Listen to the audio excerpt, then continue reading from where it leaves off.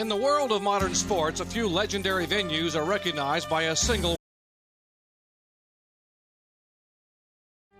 In the world of modern sports, a few legendary venues are recognized by a single word. In golf, that word is Augusta. For tennis, it's Wimbledon. And in motorsports, just simply say Darlington. Today, we welcome you live to the granddaddy of all stock car facilities, Darlington Raceway in Darlington, South Carolina, where 43 of the world's best race drivers are set to compete in the 44th running of the Mall.com 400 presented by Super 8 Motel. After 4 of 34 events in the chase for the Winston Cup, Bobby Labonte holds a slim 18-point advantage over Mark Martin, with 7-time Winston Cup champion Dale Earnhardt another 50 back, but closing the gap in a hurry. Hello, everyone. I'm Jerry Punch, and glad to have you with us today here at Darlington. You know, last week at Atlanta, an estimated 100,000 fans stood and screamed as 17 different drivers swapped the lead 30 times. Then in the final laps, they held their breath as Dale Earnhardt and Bobby Labonte ran wheel to wheel and door to door until finally a photo finish revealed that Earnhardt was the winner by just that much. Well, I'm pleased to report that the forecast here today is for more of the same. And why not? This is where it all began. For the past 51 years, this very demanding and historic egg-shaped oval, just like this season, has given the fans thrills and the drivers chills. Two men have had a million reasons to celebrate their success. A winning hand early in the season. But behind the fame and confetti, frustration, a turnaround in fortune, and that racing reminder that where there's smoke, there's usually fire. Dale Earnhardt lit up Atlanta for the win, the points, and the confidence to rekindle his eternal dream of an 8th championship. In the search for the title, the competition is once again seeing the driver they've always been watching. Now Earnhardt hopes to put the leaders behind him. Here comes Bobby Labonte making a charge. They come toward the line. Who will it be? The 3-team hopes to fan the flames of excitement. Still red hot from that win in Atlanta, they are ready to race at a track where their man and his success are unmatched. 9 wins in the modern era today. Starting from the 4th position, Dale Earnhardt tries to tie the all-time record of 10 held by David Pearson. Certainly Earnhardt's win in Atlanta sparked memories of his amazing accomplishments in the past, and it refreshed the competition about his burning desire for a bright future. 3-time Winston Cup champion Jeff Gordon entered the year 2000 with a revamped crew. The new Hendrick hierarchy is still searching for success. The first 4 races have been a turbulent ride for Wonder Boy, leaving many wondering if the magic is gone forever. To alleviate the current desperation, come to Darlington and bring into focus what has made NASCAR's newest hero famous, winning 5 times on what may be the toughest racetrack in America. For the past 5 seasons, Jeff Gordon has won at least 7 races each year. And remember back in 1998, his former crew chief and former pit crew helped him win 13 times. An unbelievable feat. Well, how is the chemistry right now at the 24 car? Hard to tell. They've got a new crew and a new crew chief. So, today at Darlington might be the big test. This could be the litmus test to find out what kind of chemistry they really have. Make no mistake about it, Bobby Labonte is focused, and he has the leadership of crew chief Jimmy Makar and car owner Joe Gibbs, plus the Pontiac power that has propelled him to a win at Rockingham and the top spot in the Winston Cup points. Now he tries to tame the Lady in Black, where he crashed hard in Busch Series practice last year. A broken shoulder blade forced Labonte to call on Matt Kenseth for help. Labonte started the race, but gave way to Kenseth, who came through with a top 10 finish. And that performance helped Bobby finish a career-best second in the points. Today's visit to Darlington could prove pivotal once again for Labonte in his quest for the Winston Cup Championship. In the last 3 races in which he has finished here at this racetrack, he's averaged only a 16th place finish, but he's confident of a better performance today. He has the same car that won at the Rock a few weeks ago, another one of those tire management racetracks. Now we go upstairs to Ned Jarrett and Benny Parsons. One of the most exciting places in the 2000 season has been Pit Road, with a series of incidents and very close calls. It's got a lot of people wondering what's going on down there, Ned. The sense of urgency. The drivers trying to cut it as close as they possibly can to save fractions of seconds coming in and going out of the pits. Same for the crew members wanting to get across that wall, get to their car as quickly as possible to save those precious seconds. And it's all about saving or gaining track position. And today, a brand new pit road here at Darlington Raceway, and it's going to be extremely long. Watch this, folks. It goes on forever. They have to go around a couple of tunnels. That will save. There's a tunnel. There's another one up off turn 4. That will probably cost these guys 6 or 8 seconds trying to negotiate those. So, Ned, it will be a long time on pit road. Especially if you have to make a green flag pit stop. But everybody is happy about it because everyone can come into the pits at the same time under caution. There is no backstretch now here at Darlington. Guys, our ESPN NASCAR 2000 coverage is set to begin, so let's take a look at our Walmart Tire and Lube Express starting grid. 43 cars will start today, led by 3-time Winston Cup champion Jeff Gordon, who claims his 31st career pole, but first of the year for Chevrolet. How about Kevin LePage? A great qualifying effort last week in Atlanta. He starts on the front row today. Back in row 2, Ward Burton, who started second and finished second here last fall at Darlington, still looking for that first win in the year 2000. And last week's winner, a 9-time winner at Darlington, Dale Earnhardt, starts fourth. As you look at our starting grid, you'll notice that both Earnhardts are starting in the top 10, both senior and junior. And guys, 3 rookies qualifying in the top 15. And that's rookie usually spells doom at Darlington. We'll see how the rookies of the year 2000 are able to negotiate this very, very tough racetrack. Very narrow. As we talked about, this racetrack was built 50 years ago for speeds of 100 miles per hour, not 170 that we're running today. And you'll see a lot of top drivers scattered all the way back through the field. And if you have the car set up, Rusty Wallace starting back there and Ricky Rudd, if you have the car set up right, you can gain positions here. It's very difficult, although, to pass here, but you've got to have a good car and a lot of patience. As you watch our starting grid, you'll note that Dale Jarrett, the defending Winston Cup champion, will start 17th. You saw that Jeff Burton right there starts in 27th spot. He won both events a year ago when the rains came. And we see back there in the 17th row, Bobby Hamilton. I wonder, can he overcome this starting spot and win the race, because he has a very good race car, just like Rockingham. Now, we mentioned the rains that came in both events last year. It is not anticipated we're going to get rain until later on this afternoon, but we are moving ahead. We are speeding up our pre-race coverage to try to get this race underway, to be able to get as much of the race, in fact, to get all the race in, if possible. Now, today we'll be riding along with 9 different drivers on their onboard cameras. Sterling Marlin starts back in the 28th position, alongside Jeff Burton in 27th. Rusty Wallace has a Miller Lite on board. He starts 20th today. Dale Jarrett, the Ford Quality Care, starts in 17th position. And Dick Trickle, the Conseco Pontiac, will start 14th. Start 12th. Bill Elliott, the Super 8 Motel Ford, starts in the 8th position. Bobby Labonte of Circuit City on board. He will be inside of row 4. And Elliott Sadler, second-year driver who's running very good, starts in 6th position. The Citgo on board.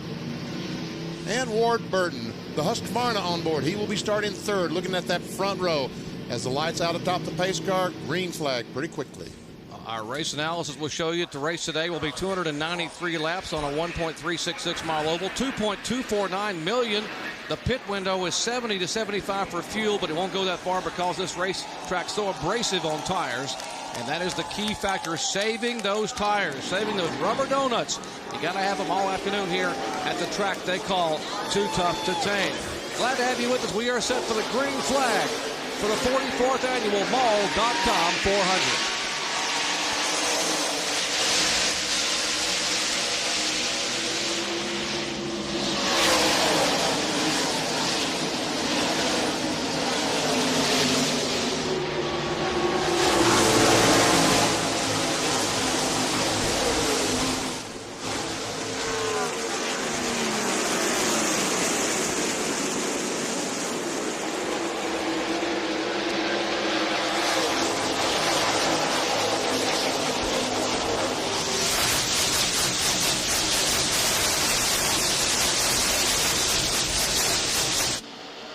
Gordon will lead him down the first time, single file now. Gordon, and we have trouble in turn 1, 2 cars.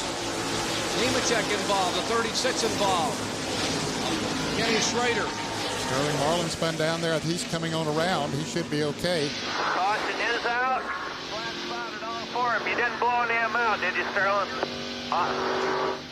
Keith Simmons, a spotter for Sterling Marlin, telling that the car has spun, telling the crew that he's flat spotted all 4 tires. They will have to make a pit stop as we see Terry Labonte driving away with some damage. And Joe Nemechek, tough break for him. See if we can see what happened entering turn 1 at the end of 1 lap. Looks like the car number 1 of Steve Park got into Sterling Marlin as they went into turn 1, and it just caused a chain reaction behind them. See Schrader's car spinning the left side of your screen. There's Terry Labonte getting involved in it. Little different angle. Once again, we see him go down the corner. Sterling Marlin already sideways. We did not see the contact there between he and Steve Park, but Nemechek is the guy that really gets hurt in this because his car is heavily damaged. The rest of them might have some superficial damage. So very quickly things get hot in a hurry. And as the Oakwood teams, there is Joe Nemechek standing up on top of the wall, and his heavily damaged Chevrolet Monte Carlo rests against the outside retaining barrier here as we are just 2 laps in to the Mahl.com 400. Action happening in a hurry here at the track. Too tough to tame, and you know why they shoehorn them in here, because the fans love the action. Back in just a moment. ESPN coverage of exciting NASCAR Winston Cup action from Darlington is being brought to you by Super 8 Motels. Super 8, all the room you want. By Ford Motor Company, better ideas.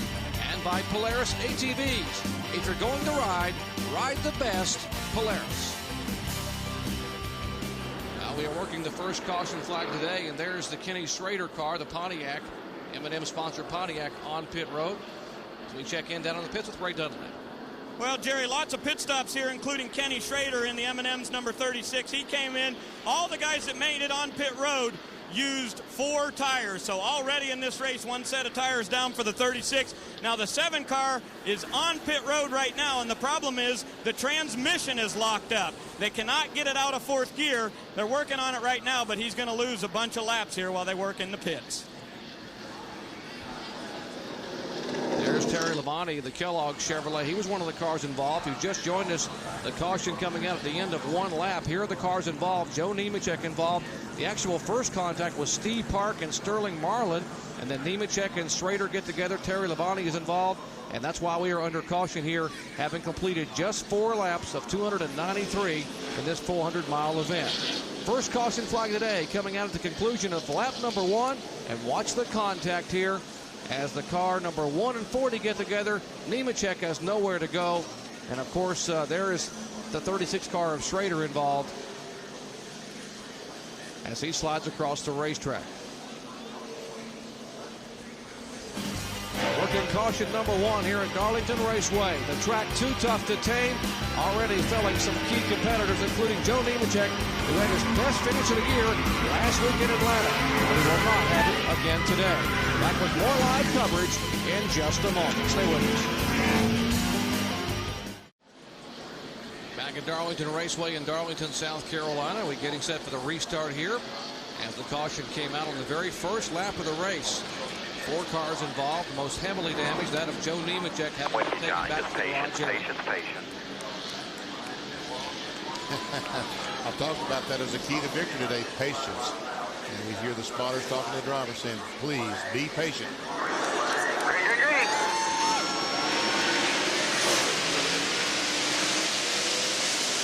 Start back on lap number 8. Caution over 5 total laps. Saw the car of Michael Walker down on the inside. He did lose a lap in the pits working on his car and the transmission or gearing problem he had. He still got a problem, it looks like. As we go back to the... Oh, we got another crash off the corner there. Jerry Nadeau, Kenny Irwin. And this is Darlington. Welcome to Darlington, South Carolina. Another incident here coming just 1 lap of green flag racing. In fact, a half a lap of green flag racing. There is Nadeau's car erupting in flames. Let's get in there, try to fix it. Get a radiator, stuff like that right there. Radiator hoses and stuff. Let's get everything ready. That's Tony Furr, the crew chief. Coolers, Tony, because it caught on fire, so it's got the front pretty bad with coolers. Whatever you got there, you're going to need. Spotter telling Tony. There was the 12 car of Jeremy Mayfield. Got damage to his car. Let's show you what happened here on the restart coming off turn 2 with Rusty Wallace. On board with Rusty as he comes off turn 2. That's Kenny Irwin right behind.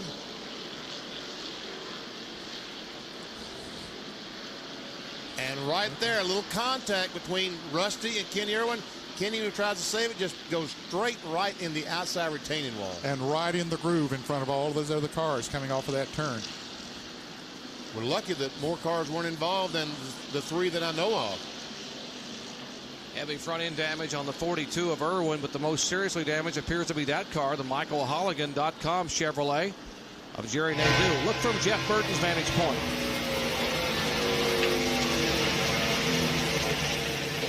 And the water's just parted for it. Wow, now that is threading the needle there. There's the heavy damage, the sheet metal damage on the back of Jeremy Mayfield's car, who's one of the pre-race favorites today. Let's check in with John Kernan. Kenny Irwin's crew looking over the car, the 42 car. They're going to push it behind pit wall because when he first pulled in, you can see all the water down on the ground on the pit road area. He has broken the radiator, so they're going to have to replace that and also cut away part of that bent up sheet metal. So Kenny Irwin's going to spend a lot of time behind the wall. The Old South crew, they're trying to get that car worked. Tony Glover and the crew will have a significant amount of sheet metal as well as internal work to do on that car. And you heard Jerry Nadeau's crew talking about they're going to have to change the cooler in the front of the car. With that oil fire we saw a moment ago, there are the main cars involved. Nadeau, Mayfield, and Irwin. The initial contact, as you saw, was Rusty Wallace and Kenny Irwin. Came off the corner, and Rusty had a great run. Just goes up, and all it takes is a touch. And we've talked about the very, very narrow groove at Darlington. It's not a situation where you have another lane to go down. All these cars will basically run in the same spot all day long.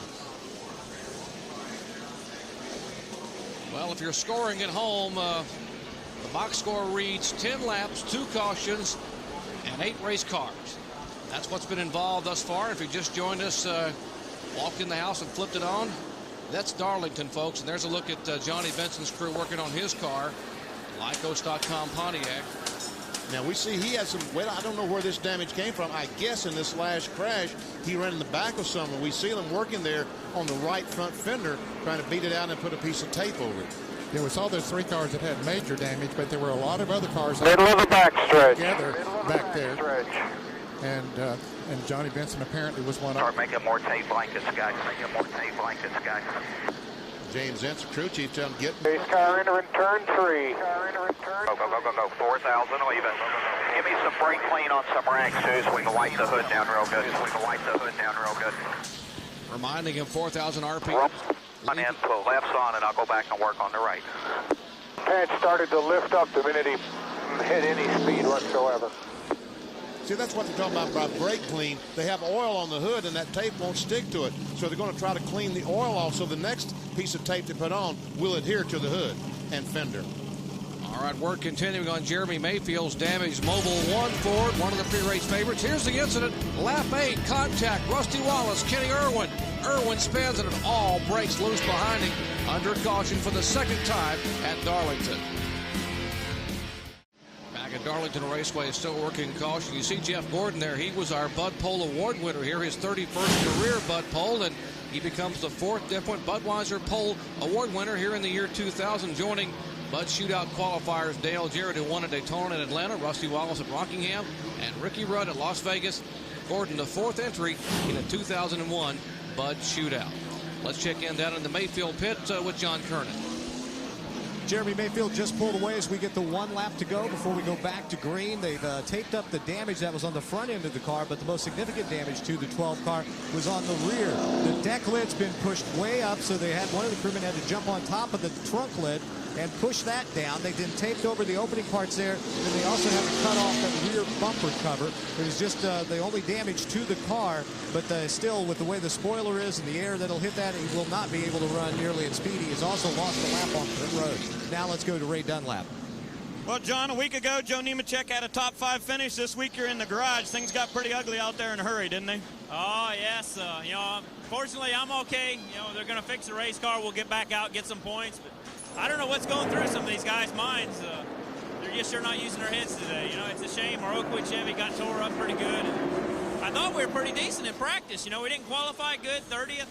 But in practice, we had as good a car as the guys in the front. And last year we started 25th. And we got up to leading the race there at one point in time, so I was looking forward to today.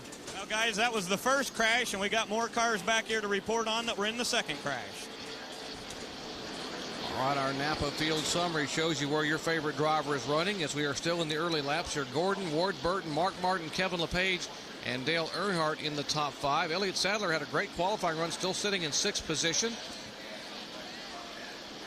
16 through 30, and there are the cars. You see Mayfield is now 2 laps down in 40th spot. Kenny Schrader a lap down, and Michael Waltrip also showing 2 laps down as we are set for the restart here at Darlington, South Carolina.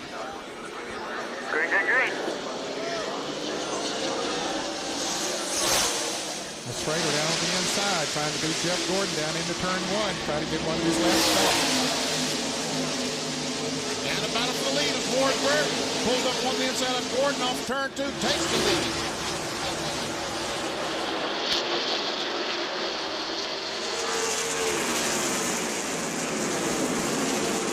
Caterpillar Pontiac of Ward Burton leading for the first time today. Lap number 14.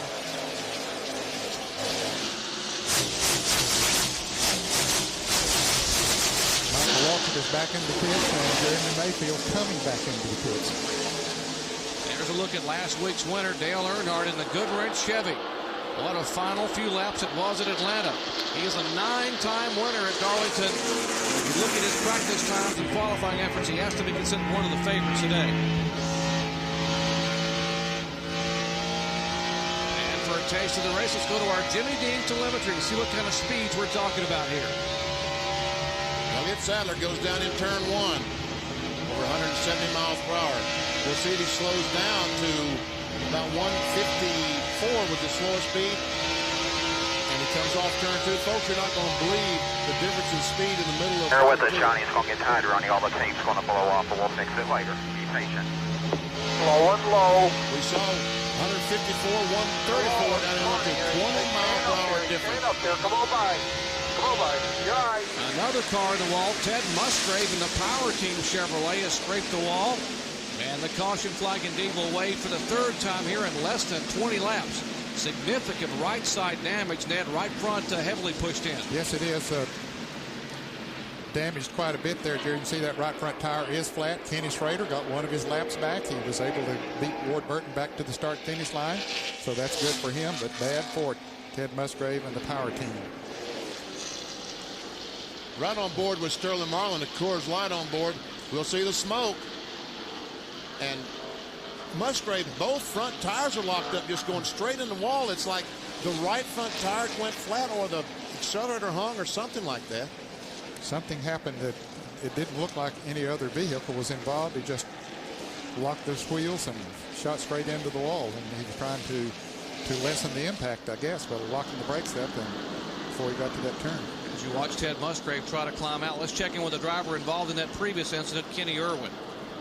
But Jerry, you remember a couple years ago we used to do the story about Flat Nose, the tree climbing dog here in Darlington. You got a flat nose on your Belsall Chevy. How bad's your race car? It's pretty bad. They're putting in a new radiator. They're going to cut the whole front end off so it'll look like a modified when we go back out there. We didn't even get a chance to work up a sweat in the Belsall Chevrolet. What happened out there? Everybody coming through 1 and 2, and the 7 car was keeping everybody slow. And the spotter told me that, everybody was slowing down, so we're getting slowed down. And then whoever's running behind me just got in the back of me, and that's what started the whole deal. Okay, so Kenny Irwin will get back in that race car, and they will go back out, and the leaders are coming to pit road. Well, we've run 18 laps, and you can't afford to run very long without getting some fresh rubber on. Ward Burton staying on the racetrack by himself. He and the pace car on the racetrack. Everyone else, guys, heads to pit road at 45 miles an hour, 4,000 RPMs. And they come creeping down one continuous pit road for the first time ever at Darlington. Boy, and Ward Burton and his crew's got to say, I didn't know they were coming in. I wish we had known, because he's going to be a sitting duck once they start back with these fresh tires. And Jeff Gordon did not stop. Oh, I'm sorry. I thought that was new pit road. He even got me. Bill Weber has to come around that chicane. They told Ward Burton to stay out on the track, but the rest of the field came in behind him. Gordon's car has been good. He'll get 4 tires and fuel here. This should be a routine stop. He has 66 feet. Mark Martin's car is stalled. Now they're going to leave pit road. Gordon's going to beat everybody off. They are still pushing Mark Martin's car, trying to get it refired, and has yet to fire, just up in the middle of your screen. They're out there in the traffic now. They moved down to that little chicane. Finally does fire, but my goodness, he had to have lost maybe 10, 12, 15 spots as he pulls out behind Sterling Marlin. Well, those are spots that are hard to make up on the racetrack.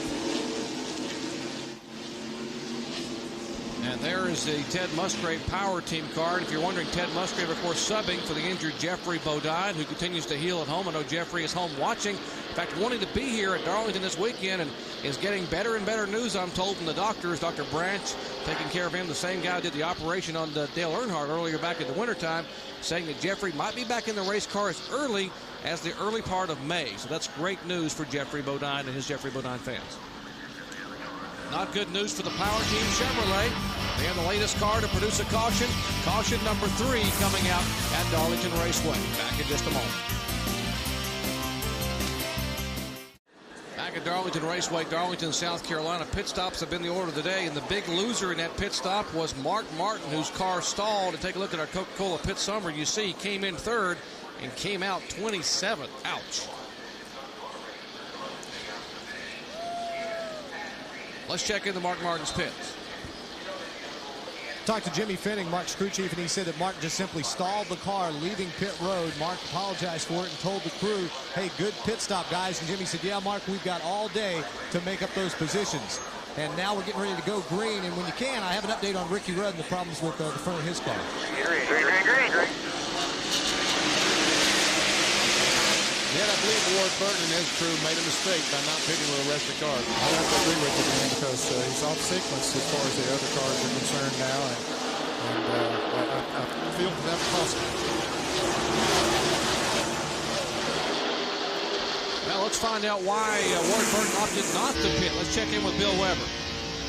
Well, Jerry, they're happy with how their car was running, and I asked Tommy Baldwin, I said, if you stayed out, do you think the rest of the field would too?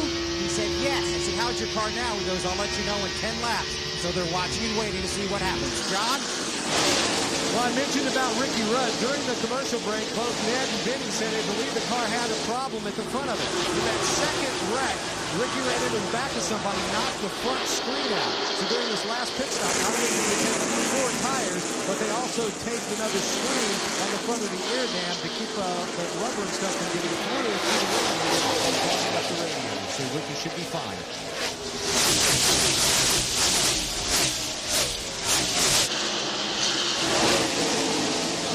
Ward Burton holding his own.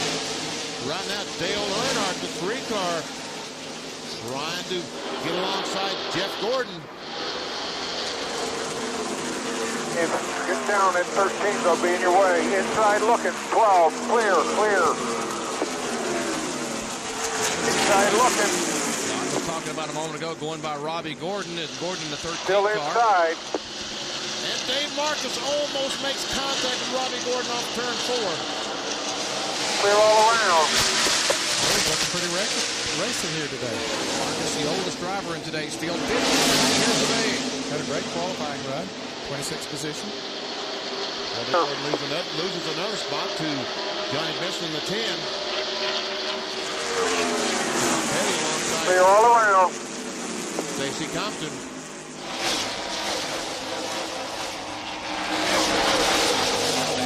Back for 30th, 31st, 32nd position. It'll get better for you. We'll get it back in next time. You're all clear. Casino Pontiac in first race for A.J. Foyt. Was right up in 10th spot, but after the pit stop, he's back in 28th. And Steve Park trying to get alongside the Pinball Chevrolet. Folks wondering about Mark Martin. He picked up 3 positions up to 24th. He was 27th when the green came out.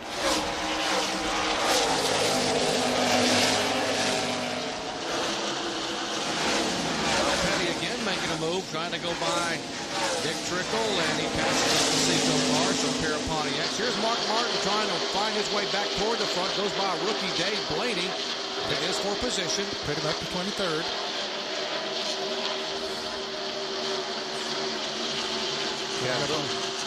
Chad Little in the green car there will be his next prey. One of his teammates. Watching this action back in the pack, and I'll tell you that Ward Burton has actually pulled away somewhat. Concerned about his tires, whether they made a mistake or not. Well, his tires are still pretty good, but it may be a little while before we see a difference.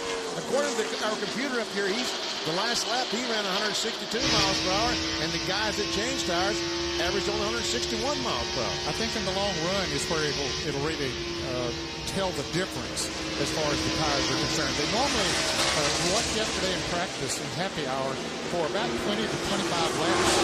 The tires maintained their speed pretty good, but then after that they went away in a hurry. I want to check it home. He has 19 more laps on his tires than everyone else that came in and pitted. They pitted on lap 19 for their first stop of the day. And of course, a lot of those laps were under caution, too. Of those 19 laps that he has in there. So probably only 7 or 8 under green. Yeah, really. See Jeff Gordon pulled in the back of his teammate, Terry Labonte, trying to take that spot away. Now, Terry did not make a pit stop on this last caution because he had been in during the last caution. He was one of those involved in the first wreck. He spun. Didn't think he hit anything very hard, but at least he was in the pits. Kevin LePage on the inside of Dale Earnhardt. That's LePage in the 16. Outside Bolger trying to take a spot away.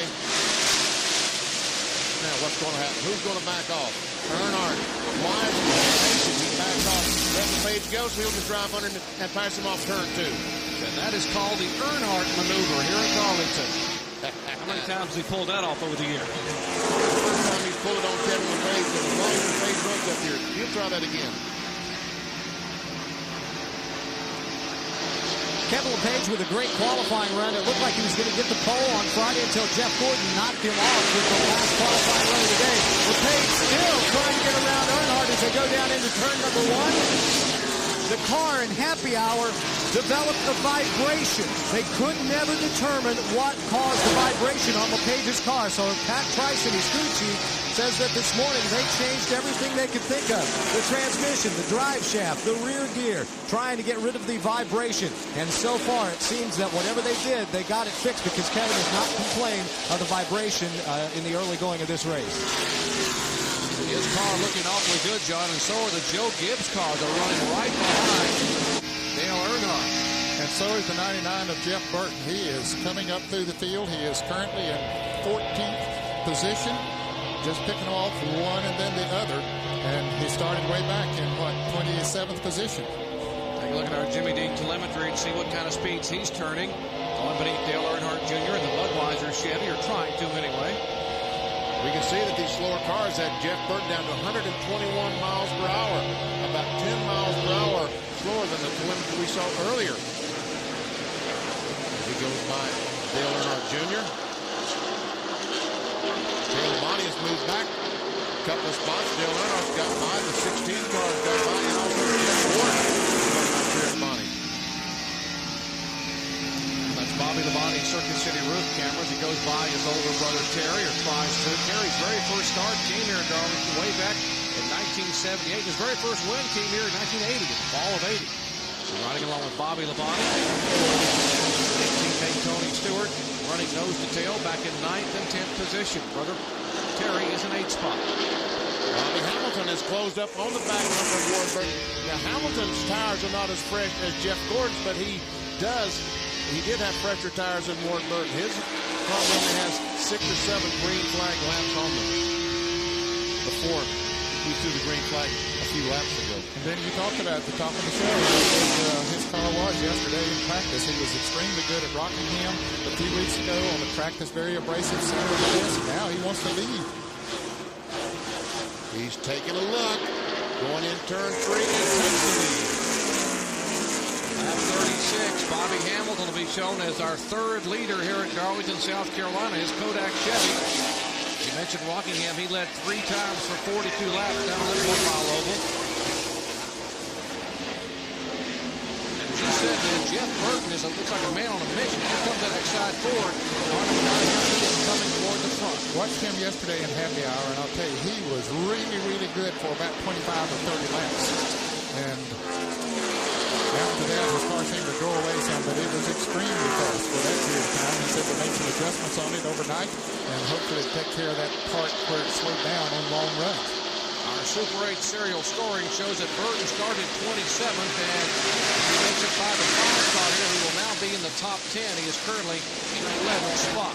How about Jeff Burton's run, Ray? Well, Jerry, he's very, very good, and Jeff just called in and said, let's put one round of wedge in the right rear the next stop, and I think we'll have this car perfect. Spotter Bobby Hudson up on the roof timing all the cars. He said, where you're making up your big advantage is coming off two. Everyone's tight there, and your car's really good, so watch for him to make moves coming off turn 2. I think that the car has something to do with it, but Jeff Burton really gets through the middle of 1 and 2, off of turn 2. That is his strong suit. Even yesterday in the NASCAR Busch Series race, that was his strong suit. Hate to see him get much stronger than he is right now. They can make the car better. 39 laps are complete. Bobby Hamilton, our leader here at Darlington Raceway. Back with more live coverage in just a moment. Exciting ESPN NASCAR Winston Cup coverage from the track too tough to win. Darlington, South Carolina. Take a look. There's that egg-shaped oval we're talking about. Get a nice view courtesy of the fine folks at Pennzoil. Our Pennzoil Copter cam, and you can see the narrow end of the egg and the more expansive end of the egg. And Benny, as we saw earlier, 20-mile-per-hour difference in speed from one end to the other. 20 miles per hour. We saw on the footage just a moment ago, 20 miles per hour. There we see Bobby Hamilton. And we see how he's pulling away from Ward Burton ever so slightly from 1.3 seconds to 1.6 second lead. The nation's rent on-track interval. See Jeff Gordon back there as the 12 car gets a lap. Ward Burton. Where's Jeremy now? He's 4 laps down there. 4 laps down. And you see the reason, the damage to the rear of his car. Now Gordon is beginning to move in on Ward Burton. Remember, Ward Burton did not make a pit stop. And Gordon sort of took it easy a few laps to get that air pressure build up, get the car comfortable. Now he's pay off for it.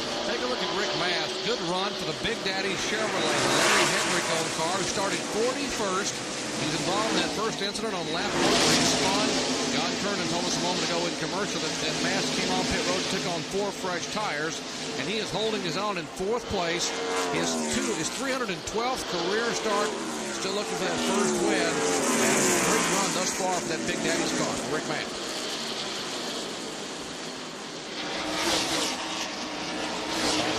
Right behind Rick Mast.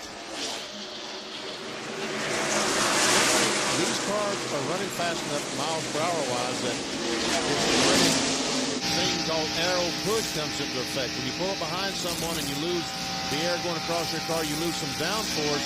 It really makes it hard to come off the corner. They pick up that push off the corner. As you see Rick Mast on the inside of Jeremy Mayfield. And Jeff Gordon just a moment ago taking over the 2nd position from, as that pass was taking place here, Gordon able to go by the 22 car for 2nd spot.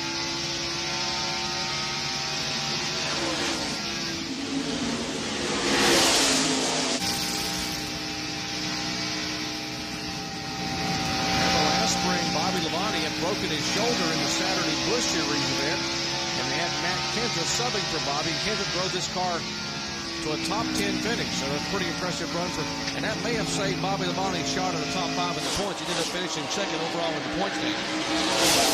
Went a long way towards it, no question about that. So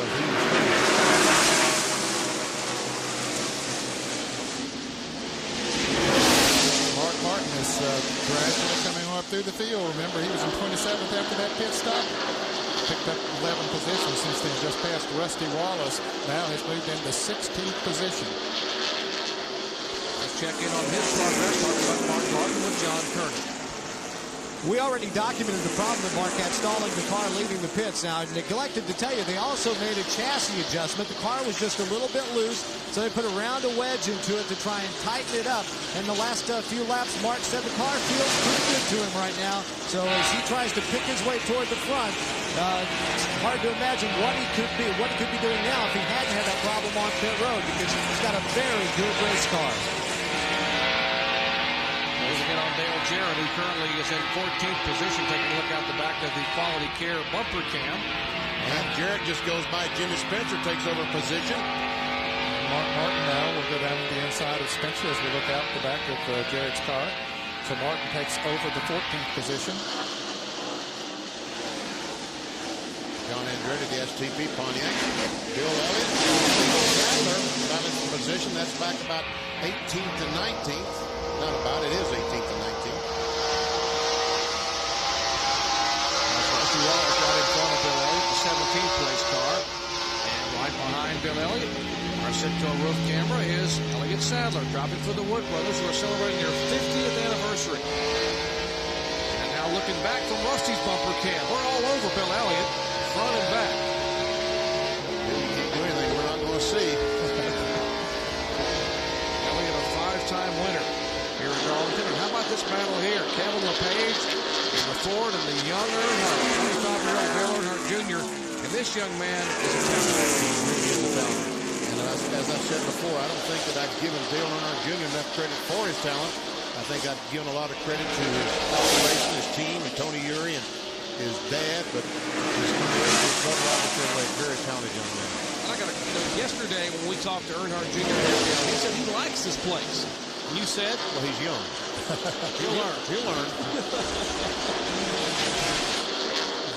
Back up front, now they're chasing Bobby Hamilton. The first time he's led at Darlington since October of 1991, or let's say the fall of 91. And look at Jeff Gordon go flying by. Then he just inhaled him. Well, Bobby Hamilton saw him coming, and he just moved over and let him go. He knew that Gordon, with those fresher tires, was a lot faster. And we got a crash. Whoa, that is Jeff Fuller. Leaders come by. Here comes Gordon by. There's Hamilton by. And Jeff Fuller has hit a ton in the back. Stay high over there. Jeff Fuller, oh, don't back up too far, Jeff. He's trying to get his car back to...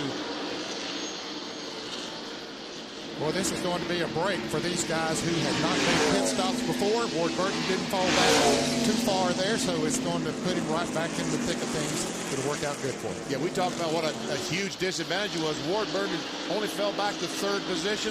When these cars pit, he'll be able to pit with him. If his crew's fast enough, he'll be back in front. So, yeah, it did not hurt him at all. Not a good break for rookie Jeff Fuller driving the Viagra Pontiac, and he has damage on both the front and rear of that car. I'll try to show you as this car was already spinning just a moment ago. Watch it hit the backstretch wall. Oh, a ton. Right head on into it. And then comes down across in front of cars and taps the inside wall, not too hard. Fuller had that great run in Atlanta where he qualified 15th and finished 22nd. Had a great qualifying, had qualified 14th here, but now he'll head to the garage area to the attention of Barry Dodson and the Eel River Racing crew. And as we are working the 4th caution flag of the day. And as Ned Jarrett said, a break for those that had not pitted, and everyone else who had pitted is going to come back in for that all-important fresh Goodyear rubber.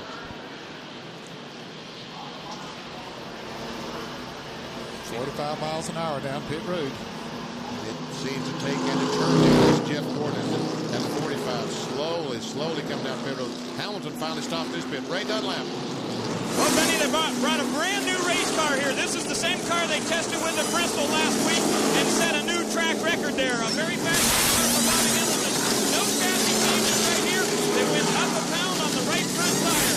And more tires and gas than everybody was on pit road today. However, Jeff Gordon and Ward Burton are in. Gordon called his car finicky, but overall very good. He's tight when he gets behind other cars. He wants a half pound out of the right rear.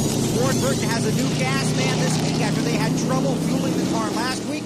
He's getting 4 tires and no changes. Gordon is away first, then it's Bobby Labonte, followed by Ward Burton. Jeff Burton pushed off of pit road behind the 4.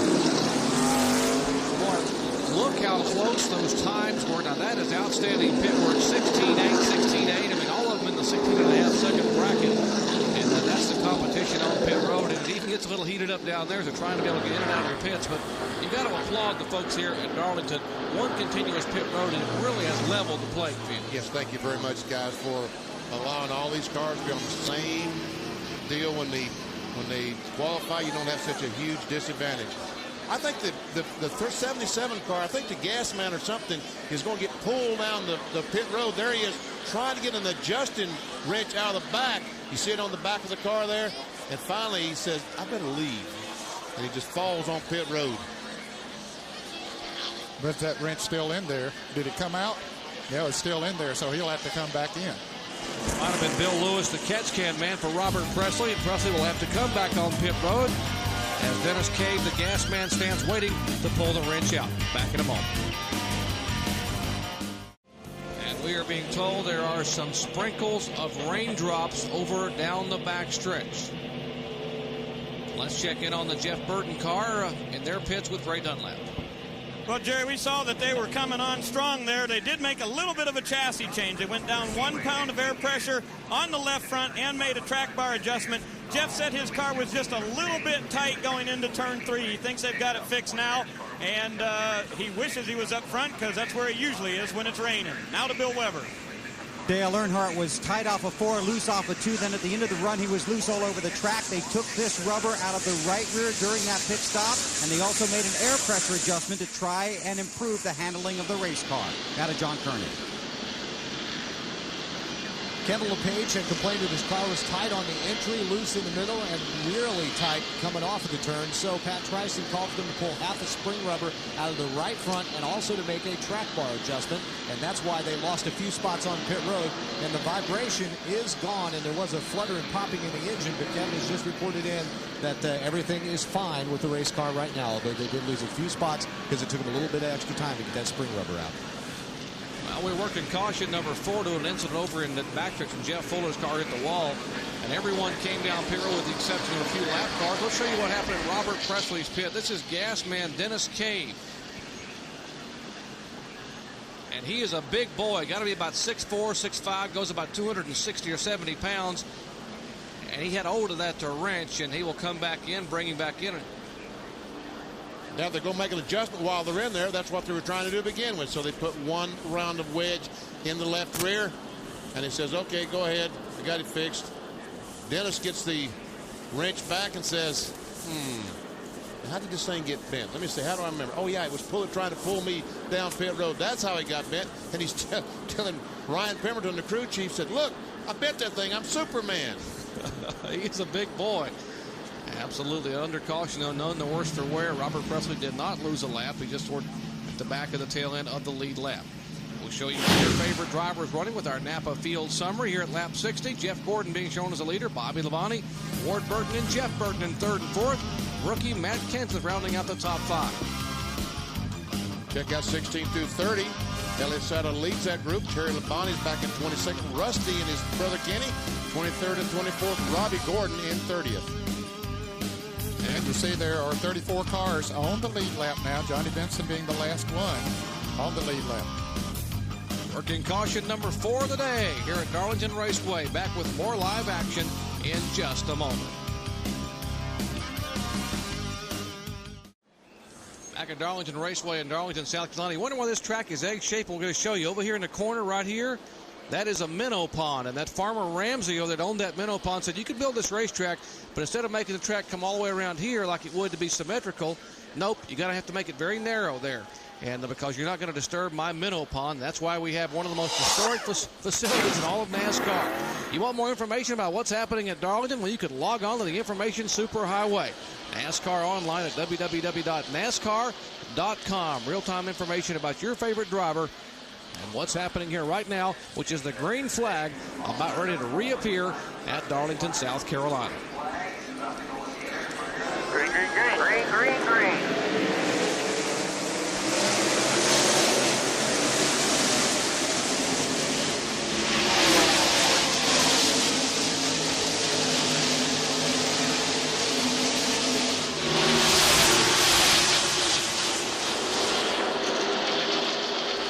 Bobby Labonte wants to lead this race. He wants 5 bonus points. Figures this might on the bottom of the racetrack. He takes it back. Side by side, he may be ahead at the line. He is. Lap 64, Bobby Labonte, our points leader, will get his first lap in the lead at Darlington. And there's Matt Kenseth, the rookie, as his car moves right in front of Bobby Hamilton. Jeff Burton backs off abruptly. And John, Matt Kenseth having a great one here early at Darlington. This is the first time that Matt's using a car for a repeat performance. It's a car he drove to a 14th place finish at Las Vegas. He had been driving new cars every week, but they really like this car. And through the first few pit stops, they haven't made any adjustments to the car at all. Only 4 tires each time. Kenseth is really happy with the car. He's one of those young drivers, I guess like Benny said, he just hasn't learned to dislike this place. Matt has always liked Darlington. Dick Trickle there as we see Kenseth. As he tries to get on the inside of Dick Trickle.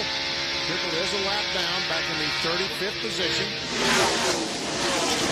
Shows in on the flat of the racetrack trying to get by. Meanwhile, Bobby Hamilton and Dale Earnhardt Jr. gets Jeff Burton.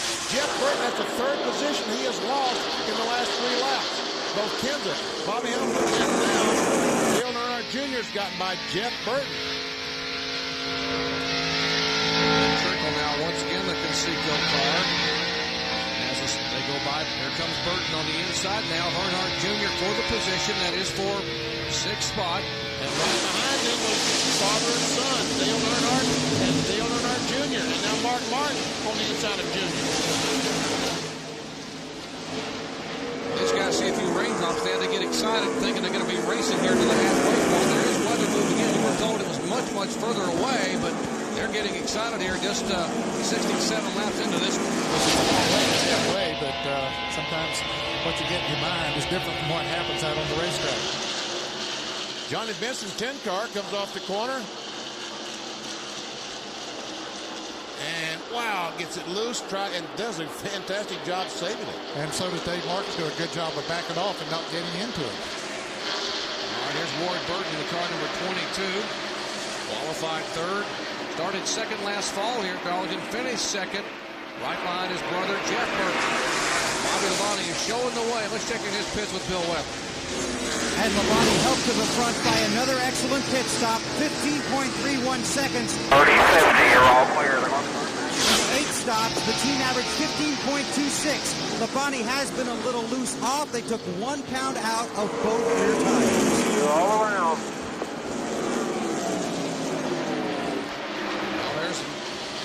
Front 2 cars. There is Gordon, and there is rookie Matt Kenseth. We mentioned he drove the 18 car for Bobby Labonte here last spring. Got some valuable experience. Logged a 10 place in the car. This car, as you heard John Curtin say a moment ago, was the car he finished 14th in at Las Vegas.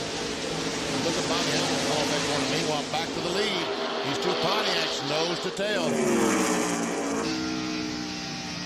Couple of Pontiacs showing the way at Darlington, but they haven't had a whole lot of luck here.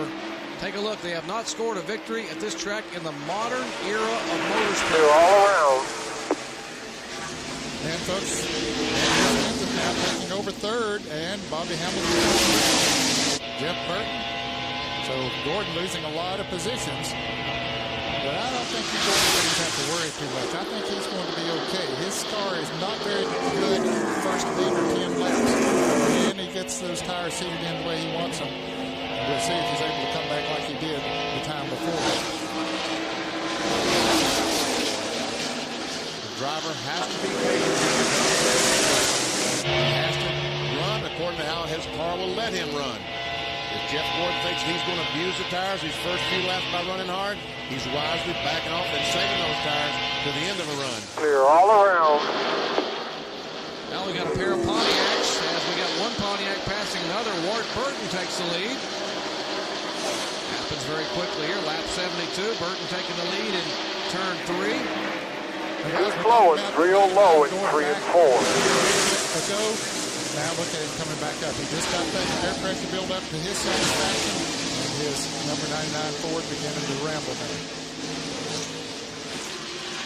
So still with him by Bobby Hamilton. So Hamilton is back to the 6th position. Earnhardt's in 5th.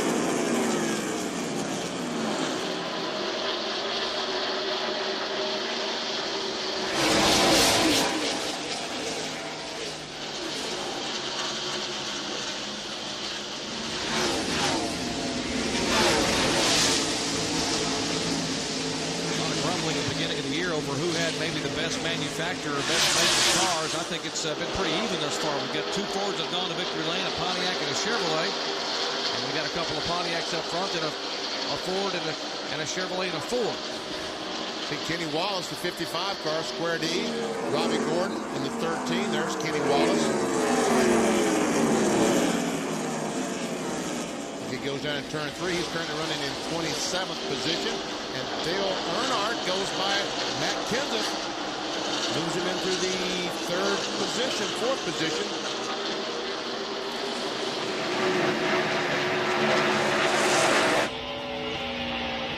Looking out the back of Jeff Burton's Exide Ford, back at Earnhardt. Dale Earnhardt Sr., Goodrich Chevrolet driver. Last week's winner in Atlanta.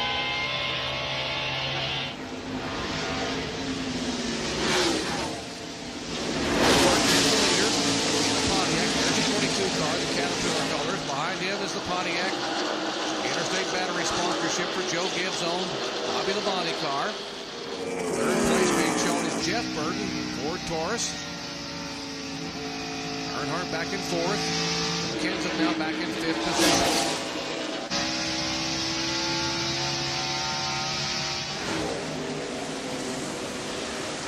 And Burton, Ford Burton, or Jeff Burton, beginning to gain on his brother now. He picked up about 2 tenths of a second on the last lap.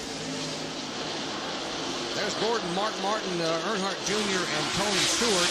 They are 7th, 8th, 9th, and 10th in line. Right behind them is, you see the 88 car coming in your picture, Dale Jarrett. And Bobby Labonte is closed back up on the 18 car.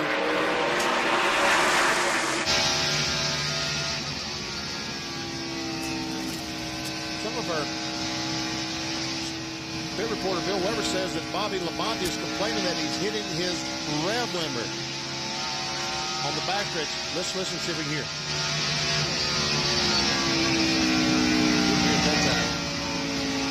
And he tries to drive under the Caterpillar Pontiac. Can't quite do it. You see, you'll turn less RPMs down this straightaway, the front straightaway, down you roll it back because turns 1 and 2 much longer, and you're, as we've shown you, 20 miles per hour right here faster than you are in turns 1 and 2. Of course, they have that rev limiter on there to keep from over-revving the engine. But Benny, yesterday in Happy Hour, saw a lot of drivers and teams changing gears, going to lower gears because the tires, after they get heated up, they slow down. And if they would have needed that lower gear because of slower speeds. Today, it is cloudy, it is cool out here today, and they're running a little bit faster lap times than they were yesterday in Happy Hour. So maybe they don't need that lower gear as much as they thought they would. Rusty Wallace a moment ago make a move by Chad Little, pole position for 19th spot. And Benny, a lot of concern with that gear in the car about the valve train. We've seen some engine failure this year, including that heartbreaker for Mike Skinner last week with 20 laps to go. And that's exactly what they're doing with the rev limiter, trying to limit the amount of revolutions per minute the engine turns while these tires are good and they're getting some speed out of them. As the tires wear and become slower, that's when they want the gear in more RPM. Take a look at our nation's Wren on-track interval. They tell us that this Goodwrench car is reeling them in. There are the lead 2 cars. Let's see where Earnhardt is behind Ward Burton. And yes, he is closing the interval 1.5 seconds in last time by. I mentioned a few laps ago that Jeff Burton was gaining on him. Earnhardt's coming from past Jeff Burton, and he definitely is gaining. Well, we'll see if the 9-time Darlington winner and 7-time Winston Cup champion can catch him, can reel him in. The Intimidator is on the move here at the track. Too tough to tame. Back with more live coverage in just a moment. Take a look into the eyes of the 3 principals involved in our battle for the lead. Ward Burton, Bobby Labonte, and that man there, 48-year-old Dale Earnhardt. And there's a look at the facility they're battling on. 1.366-mile egg-shaped oval built back in 1950 for speeds of about 76 miles an hour. They're running almost 170 here today. Now, moments ago, Dale Earnhardt made a move for position on Bobby Labonte. He just pulled up behind Labonte. Labonte realized he was much faster, so he simply moved over, let Dale Earnhardt go by, and Earnhardt's up in 2nd spot, trying his best to close in on Ward Burton. Ontario scoring on Earnhardt, started in 4th position. That's the restart. You see he's back in ninth, and now being shown in lap 88 in second spot. And the car slips a little bit. Oh, he almost got in that wall as the car got loose off turn 4. They chased up the hill and almost chased into the wall. That's what he's complaining about that first of these pit stops, that the car has been loose. They've adjusted for it, and looks like they might have a little bit more to go. Here's what I was talking about. Watch as he comes off the corner. Right there's that little bit of slip. Boy, he caught it quick. Well, in the hands of a lesser driver, we'd be talking about a caution flag right now, but for him, it was a little bit of a slip. Holding his position. Battery's car back in third position, riding along with the Circuit City roof camera. You see the interval there between Earnhardt and Ward Burton. It's about a half a second.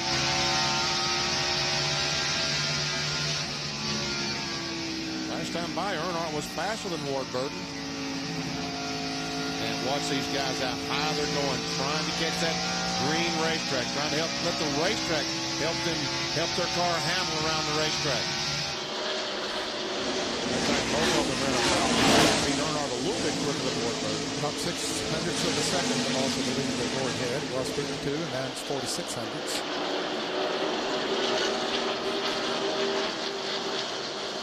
Ricky Rudd still trying to work his way around number 13 of Robbie Gordon, the Duracell car. Duracell Ford, Rudd, Texaco cars. They are battling for position. Rudd finally gets position off turn 2. Off side by side. Oh, man. And Michael Walker looks like he has his problems fixed in that number 7. He's now 6 laps down, but he's running much better now than he has most of the day. Rudd now, by virtue of that pass, to the 28th spot. Speaking of Ricky Rudd, let's check in on his progress with Ray Dunlap. Well, Jerry, in the last little bit of happy hour yesterday, Ricky Rudd came on the radio and said, the car is vapor locking. It just won't go. We've got to find out what's wrong. So the crew looked it all over. They worked on it. They tried to find out what was wrong. They couldn't find anything, so they put new fuel lines on there. They did a couple of things. They were even going to take the fuel cell out. And then Doug Gates says, let's check the fuel pump. They pulled the fuel pump off, and a little lever on the inside was broken. A literal story about a $10 part that could have ruined their day, but luckily they caught it yesterday and not today. Well, they were fortunate for that to happen in happy hour. Whoa, a near miss there as Kenny Schrader net right up in front of Jimmy Spencer. When he slid up in front of Jimmy, he passed him, and I think Jimmy touched him just a little bit and got Schrader out of shape there, but no harm done. That's a battle for the 21st position between Chad Boone in 97, the John Deere Ford, the Hot Wheels Pontiac, and Chad Boone take this spot away. And look at Earnhardt. They're getting closer and closer to Ward Burton. Now it's down to just a quarter of a second.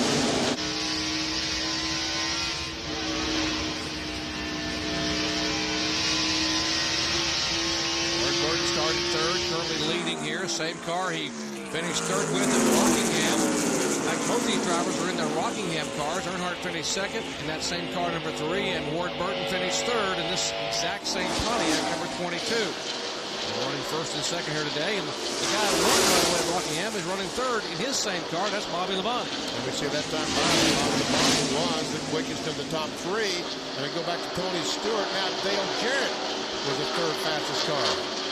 You see Jeff Fuller back on the racetrack, and they've had to modify his Viagra Pontiac somewhat as he's back up to speed and running with his speed. Jeff Fuller fans. And check this out. Terry Labonte had the fastest speed. And 16 car, what's up at 147 miles per hour for Kevin LePage? Obviously a problem with Kevin LePage. Let's check in his pits. Well, Jerry, Kevin has been complaining the last few laps that the car has gotten extremely loose. So he's got a handful out there. They're hoping for a caution so they can come in, take on 4 tires, make an adjustment as the 18, Bobby Labonte, gets around the 3 of Dale Earnhardt. But LePage finding a ill handling the race car right now. And at Darlington, that is quite simple. Look at our Super 8 serial on Kevin LePage as he's going backwards. Car not handling call a bit ago. You look at how now he's back in 17th spot. Oh, you see, fight that steering wheel. They last pitted on lap 56, and they're on lap 98. That's 42 laps on tires. You said 40 laps on tires begin to go away very quickly. We saw that yesterday in the happy hour, Jerry, and especially if your car is not handled. If it has a little bit of a push or either it's a little bit loose, whichever way it is, if you're using those tires, then when you get about 40 laps on them, it really gets to go up. And that's happening with Kevin LePage here now. Rusty Wallace goes beneath the page for 17th position, and will take that away. Winston Cup champion, trying to get a top 10 finish here. Our leader working traffic now, that would be Ward Burton. A pair of Pontiacs showing the way at Darlington. Last Pontiac win here back in 1963. After the name of Joe Weatherly driving for Bud Moore. The Pontiacs are showing the way after 99 laps are complete. Back in a moment. And Jerry, with this new pit road configuration, it seems like it takes all day as LePage gets counted into his pit by his crew chief, Pat Tracy. Most of the car was extremely loose. They put on 4 new tires. Also expect a chassis adjustment. There goes 2 rounds away in the left rear. And they were talking about making a track bar adjustment too, but it looks right now as if it's only the chassis adjustment in the left rear. Left side, you're going on as the tire gets away. Now he's down the road.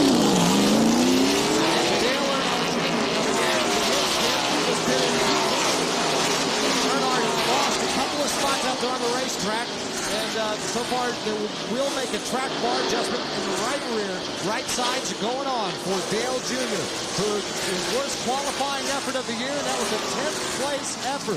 Already around to the left side. They've already made that adjustment in the right rear, trying to tighten the car up just a little bit, little slow on the left rear tire. Finally, that's tightened. Bernard Jr. as well. These are scheduled pit stops. They're at the very end of pit road. Chad Little pitting at the very far end of pit road, right as you come off of turn 4. If you just joined us, we have one continuous pit road today for the first time at Darlington. Jeff Hammond and the crew made a chassis adjustment on John Deere Ford. Chad had that great run last week in Atlanta, qualifying 13th and finishing 6th. Going to follow it up today. These are scheduled pit stops. Here on lap 112, the car number 31. It's the same car that dominated at Atlanta last week. Had the engine go away with 20 laps to go. Mike Skinner headed to his pits in the Lowe's Chevy. Everybody will take on 4 tires. John Kernan is there. Mike Skinner also having somewhat of a handling problem, a little bit of loose, so they'll make a wedge adjustment in that left rear. They also talked about making an air pressure adjustment, but I didn't get here in time to check it out. It looks like a good pit stop on the way for Mike Skinner. Left right button, that's tight, and Skinner heads down pit road.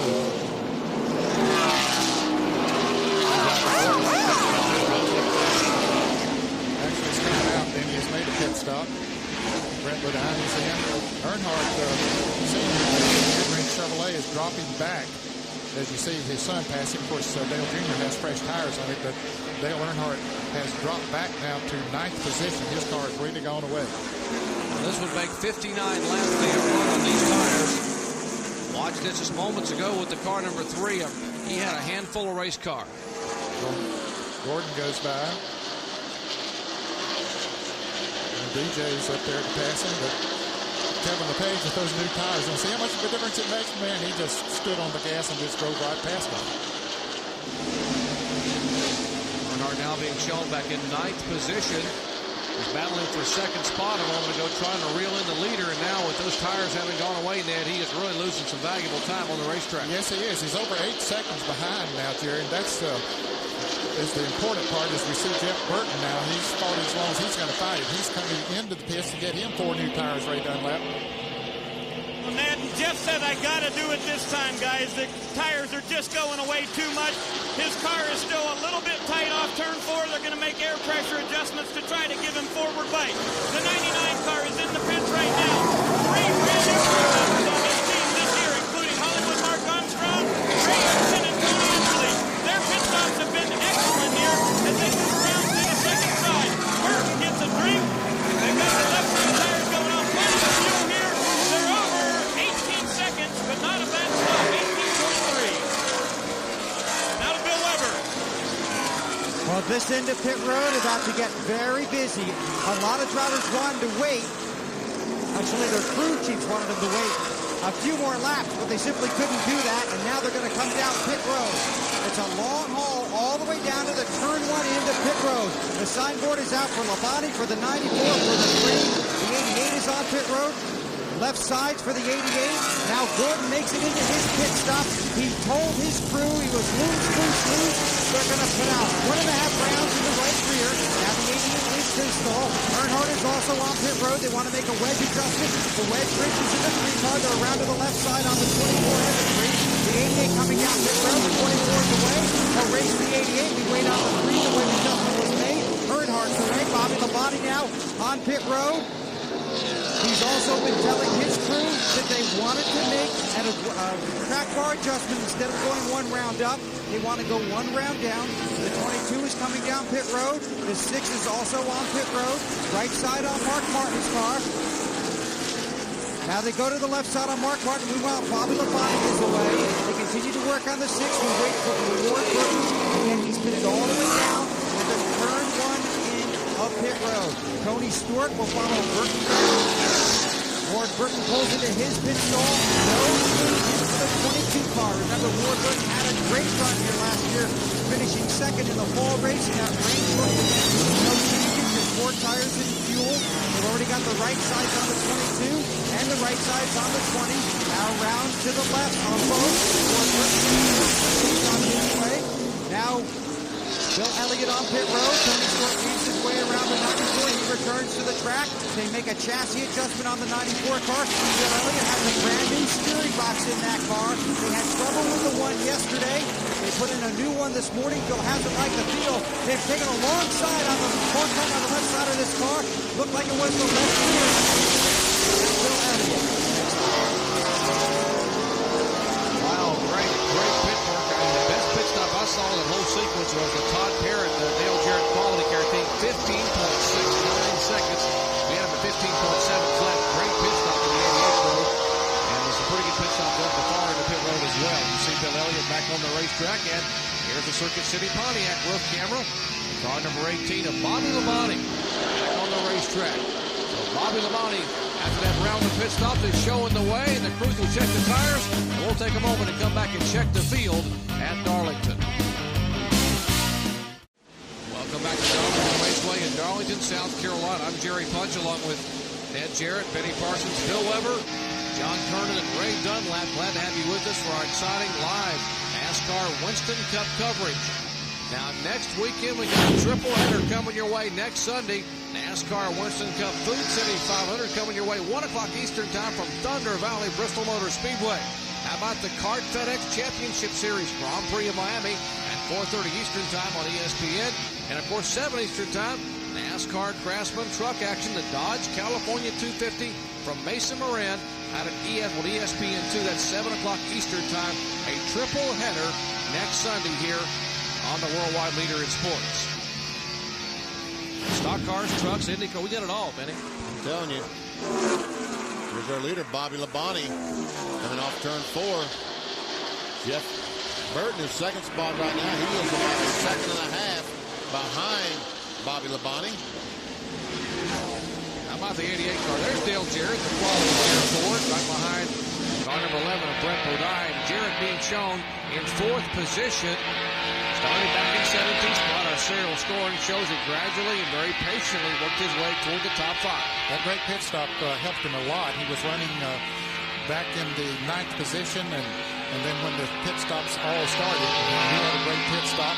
And actually, since he came back out on the racetrack after that pit stop, he has gained on Bobby Labonte over a second, but gets in this heavy traffic here now, and that's going to cost him some. The winning car of Tony Stewart has gotten by him, and Tony Stewart is very, very fast right now.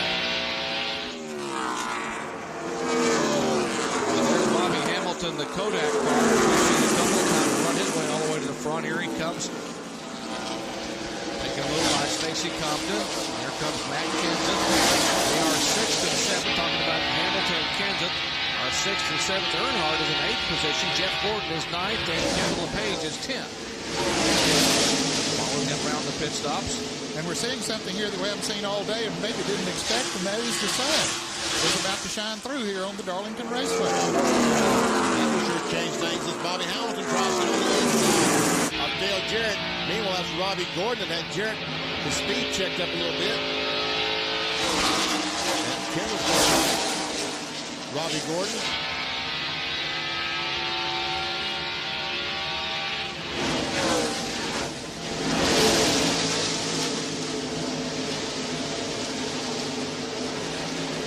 Speech next time by and see how much these new tires have helped them. We are 129 laps into this race. 147 is halfway. Approaching the 200-mile mark. We'll check the speeds at the line. You'll see that Jeff Burton was clearly much, much faster. And look at Tony Stewart and Dale Jarrett. But on Bobby Labonte's behalf, he passed the car coming off of turn 4, which broke his momentum a little bit and slowed that lap down. That's what's so difficult, because we put these speeds up. You see Steve Park back in the 15th, 19th position, had the fastest speed that time, over 161 miles per hour. But he had good wing race. Brett Ryan is in front of Tony Stewart. These slower cars really determine how fast they go.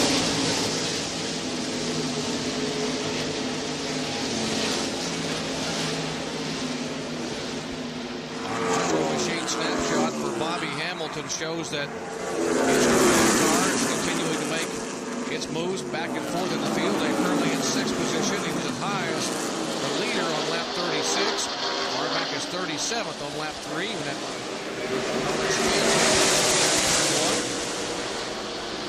he actually started 33rd. Well, they done like that score on the 88 car. Well, Benny, you guys were talking about a good pit stop move DJ up. It sure did. How about this? 15.7. They made an air pressure adjustment on the right rear there.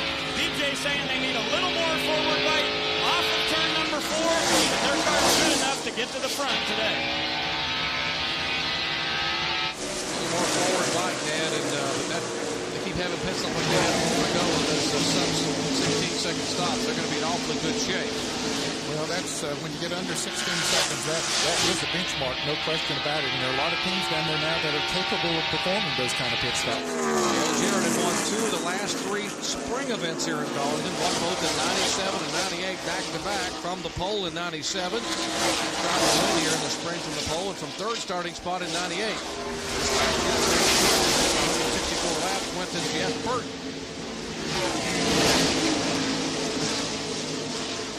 Said a moment ago that Jeff Burton is a 2.5 seconds behind Bobby Labonte. And this traffic has seemed to have hurt Labonte worse than it has Burton, because Burton is now just 1 second behind.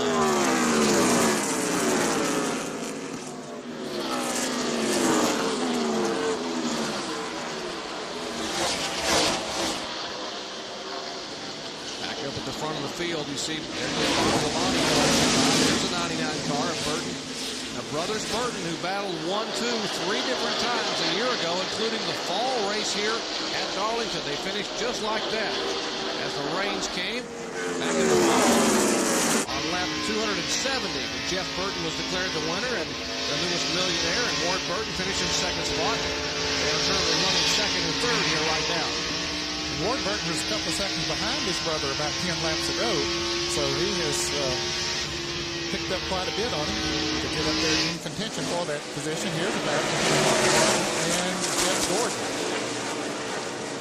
Martin goes by Jeff Gordon. Jeff Gordon still in the year 2000 struggling, trying to find the handle on this new 2000 Monte Carlo. Well, it's amazing what to be 5 races into the season, and Jeff Gordon would have yet to finish on the lead lap. And if someone would have told you that before racing Gordon was done on the lead lap, you thought they were crazy. That's been the case. Of course, now last week at Atlanta, he had a tire come apart, and that was the undoing there. In 9th position, a lap down. Otherwise, he probably would have had a top 5. Yes, he was very definitely strong enough there to be a top 5 car. And I've been a little surprised here. I thought I made a comment a while back that after his tires got seated in that he'd move back towards the front, but he did not do it. Now, certainly the track conditions are changing. And Robbie Gordon just about lost it coming off turn 2. Right in front of Jeff Gordon. And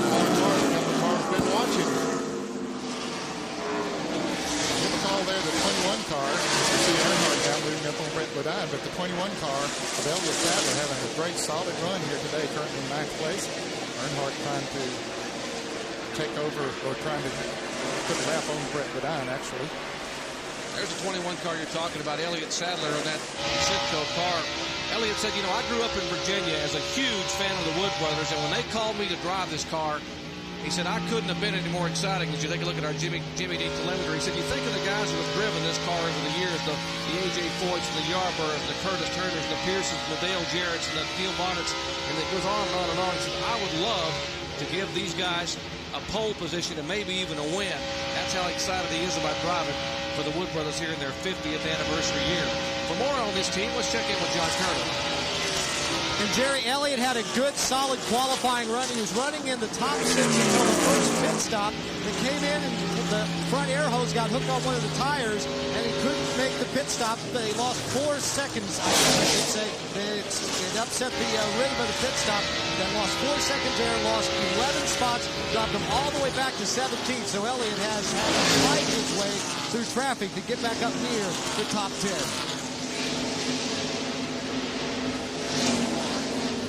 Great run here last fall in that same race car. And there's Jeff Gordon, 5-time winner here at Darlington, including 4 consecutive Southern 500. Some people go their entire career to go win his own 500. He won 4 in a row. There's his teammate right behind him. Terry Labonte has moved right on up through the track today. 12th position. Terry Labonte started in 34th. Gordon, the 13th car, a couple laps down. There's Kevin LePage. We mentioned he had lost the handle up prior to that pit stop. Now that Jack Roush-owned car being shown back up in 14th position.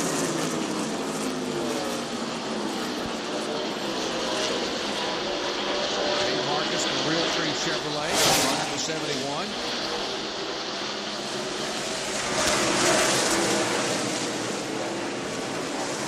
We talked about Ward Burton and racing with his brother Jeff here not long ago. He passed Jeff and run off and left him, and now is gaining on Bobby Labonte. Take that lead down to less than a second. There you see it's about 3 or 4 car lengths. Ward Burton's last victory came at Rockingham back in October of 1995. October 22nd to be exact, 131 races ago. He's had some awfully good runs, Benny, in this car in particular. Rockingham last year, Rockingham this year, and today, but hasn't been able to put it together for an entire afternoon. But he has been strong from the get-go here. He's been very confident all this year. He said, we've got a great team. We keep running the way we are. Now he goes to the lead. He says, we keep running the way we are going to win. And I believe it. Yeah, I'd have to agree with you. They've kept themselves in contention. And when you get up there and lead races the way he's done here today and running that top 5, those wins will come. Right now they're gaining on Jimmy Spencer, putting him back down. 5th position. Boy, Ward Burton's running awfully high line through the corner. And it's really working for him. Quite a bit of traffic. Stacy Compton, Spencer, and Ward Burton going by Stacy.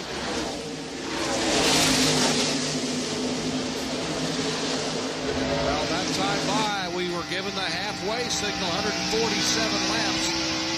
Or actually, this time by the halfway signal, 147 laps. This will be an official race. So if the weather were to move in, although we have sun right now and even some blue sky, if the weather were to move in, it would be an official race. And Ward Burton is leading as they come out of turn 4. Our official weatherman, John Kernan, said that it's not going to rain today, so I believe him. We're halfway home. 200 of 400 miles are complete. It is Ward Burton, Bobby Labonte, and Jeff Burton, the top 3. Back with more in just a moment. You're enjoying our ESPN coverage of exciting NASCAR Winston Cup action from the track Too Tough to Tame, being brought to you by the irresistible taste that makes you say, did someone say McDonald's? By Brewery Fresh Budweiser, the official beer of NASCAR. Hey, race fans, this Bud's for you. And by Chase Authentics, the authentic trackside apparel of NASCAR. Back at Darlington Raceway, I'm Jerry Punch along with Benny Parsons, Ned Jarrett, John Kernan, Ray Dunlap, and Bill Weber, bringing you exciting Live NASCAR action from the granddaddy of all stock car facilities. This track built back in 1950. Take a look here, courtesy of the fine folks at Pennzoil and our Pennzoil Copter Camp. 1.366 mile egg-shaped oval. Ward Burton, the Caterpillar car. Bobby Labonte, the green Interstate batteries in second spot. As you can see, just 5 or 6 car lengths separating these two. See Kenny Wallace, the 55, the 28 of Ricky Rudd, and Bill Elliott. All these cars about to go a lap down. Yeah, they're running in the Bill Elliott 21st, Bill Rudd 22nd, and Kenny Wallace 23rd. Great onboard camera looks back at Ricky Rudd as they all around now trying to pick up the pace, trying to stay in front of the leader.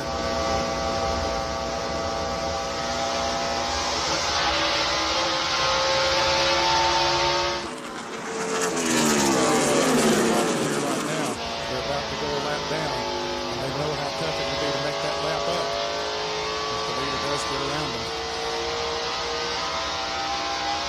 Especially the leaders running as fast as Ward Burton and Bobby Labonte. Burton out right on the back bumper of Kenny Wallace. They tried to get under him, can't quite make it. There's the 22 and the 18, left side of your screen. There comes the third place car. That's Tony Stewart, the Home Depot machine. This is going to be helping us a little bit in traffic. This is top of the front two-door encounter. No question, but he's been in some traffic back there himself. Now, you wonder what happened to Jeff Burton. He was up there running in third place. Jeff has dropped back now to 7th position as Tony Stewart, Dale Jarrett, and Bobby Hamilton have passed him by, and Matt Kenseth. Going away a little bit on the X side forward. There's the Parts Plus roof camera. What about it, Ray? Well, Jerry, Jeff just came on the radio and said this car is pushing like a truck in the center of both corners, both ends of the speedway, I should say. Pushing terrible right in the center, and he's losing a lot of spots right there. He said, what are we going to do to fix it? Frank Stoddard, the crew chief, said, I don't know yet. Give me a little time to think about it. And speaking of radio traffic, DJ just came on the radio a minute ago. Dale Jarrett, who's running in 4th right now, and said by far the very best race car on this track is the 20. Tony Stewart should have him covered when the day's over. He's good. He's moving on up now. He's down to within a little over 2 seconds of the lead. There are the lead 2 cars. The 22 with the big cat on the hood. That's the Caterpillar car. Ward Burton, he's the leader. The 18 car, the Interstate Batteries colors. Bobby Labonte, and there's that bright orange Home Depot machine. In 3rd place of Tony Stewart. There's the Pontiac graphic talking about the fact Pontiac has not scored a victory at this track since 1953. Joe Weatherly was the last one to win in Pontiac, driving for Bud Moore. And in 94 races here, only twice has Pontiac won. The previous win came in 1960 Southern 500, and Buck Baker was driving that car. Dale Earnhardt Jr. about to go a lap down. We see Kevin LePage on pit road. Changing for tires. 15.5 seconds. Great pit stop. The crew getting LePage back out in a hurry.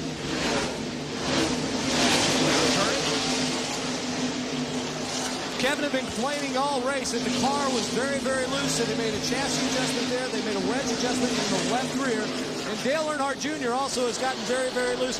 We expect him to pit in the next couple of laps, and they're going to put rubber in the right front spring of Dale Earnhardt Jr.'s car. Bobby Labonte has dropped back several cars. Dale Jr. going a lap down there, but Bobby Hamilton, Tony Stewart, Bobby Labonte. And now the 20 car of Tony Stewart has moved up less than behind the leader, so he is coming. And Ned, you mentioned it again. It's that magical 40-lap mark. They pitted on lap 118. Looking at that 158, exactly 40 laps, and some of the cars begin to drop off. Here's Tony Stewart and Dale Jarrett. Let's don't forget about him. He's been staying right with Tony Stewart as they come up through that traffic. And right there. Let's don't forget about Hamilton. And Hamilton trying to go to 3rd spot, and he takes it.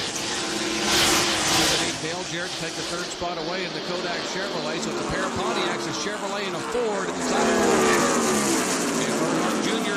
into his pits, and John Kernan is there.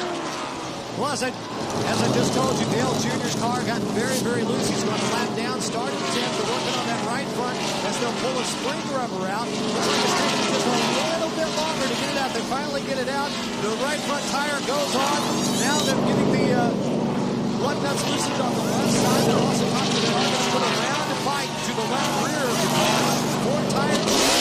Dale Earnhardt Jr. as he heads down pit road. They just about left that adjustment rate in his car like they did on the 77 car on the Preston's earlier. And that would have been more costly now on the green flag during the yellow flag pit stop. The Rookie of the Year contender. And he pulls back on the racetrack. We'll tell you our leaders are beginning to work in on some heavy traffic. There is the 97 car of Chad Little being passed by Ward Burton, and now Tony Stewart will bide his time, and Little's car wobbles a little bit right in front of Tony Stewart, and Bobby Hamilton may take that advantage and make a move on Stewart. Well, he had a run down on the inside, but the 97 car of Chad Little was there, and Chad about to come into the pit, so Bobby Hamilton had to back up.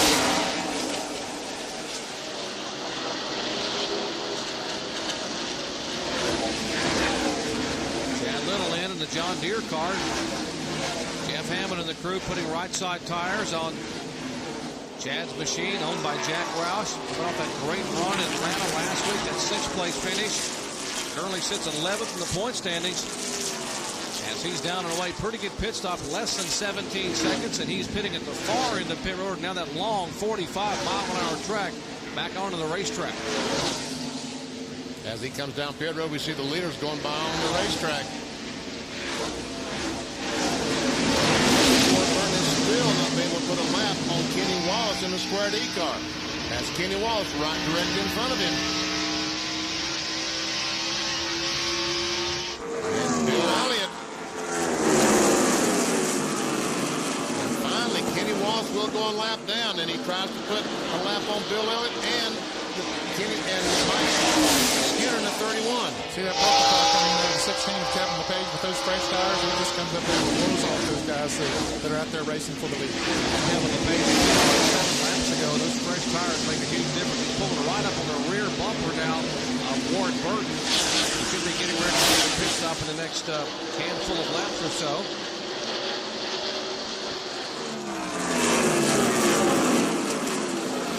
Skinner's going to lap down. He's currently in 18th position. And only 17 cars on the lead lap. See there, Bobby Labonte is caught back up to the group as Skinner decides he needs to come in and get some tires on his Chevrolet. Mike Skinner was being shown in 17th position. Brings the low Chevrolet down. Larry McReynolds and the crew. Skinner coming so close to getting his first ever Winston Cup victory last week when the engine expired with a broken rod bolt with 20 laps to go in Atlanta. John Kernan, he's right in front of you. And one of the crewmen will pull away the tear away off the windshield to give Mike a clear view. They had talked about if they got a caution that they would make a spring, put a spring rubber in or make a spring rubber adjustment, but there's only going to be a wedge adjustment for Skinner. And now they'll screw down 1.5 turns and Mike Hilton and he's down and away. Once again, a wedge adjustment with a turn and a half down on that left rear. Bill Elliott and Kenny Wallace both coming into the pits. We saw them were just about to go a lap down. Let's go down to Bill Weber. Well, Bill Elliott makes the long trip down pit road. He'll come to a stop in mid-stall. His handling has gone away, and once you pull off the lead lap, you got to come and get tires and hope for the best. We're going to make one round of adjustment on the track bar, give him 4 tires to the wheel, and send it back out. Ray Evernham is working in this pit stall today. Ray is simply a friend of Bill Elliott, and when Bill asks for the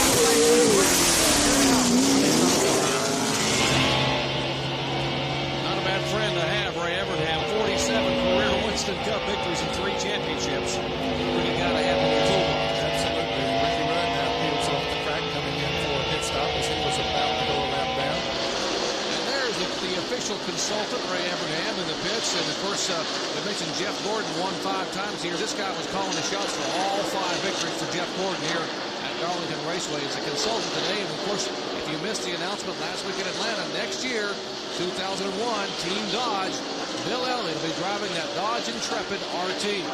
But they're chasing a Pontiac right now, but they're chasing a pair of Pontiacs at Darlington Raceway. We get set for the leader's pit stop when we come back.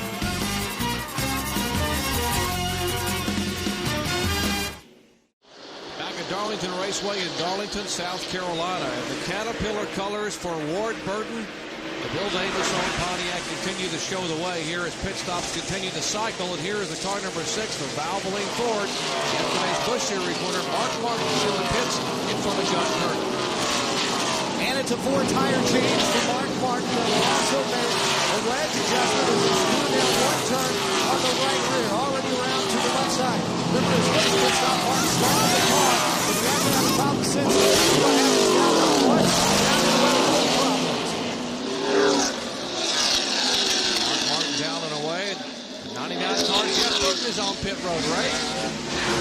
Yes, he is, Jerry, and they went down one round on the track bar, going up a couple of pounds on the right front tire. They're trying to make this car a little bit better for Jeff Burton, who had slid back to 8th position. Bobby Hamilton now in 2nd place as the crew gets up on the wall.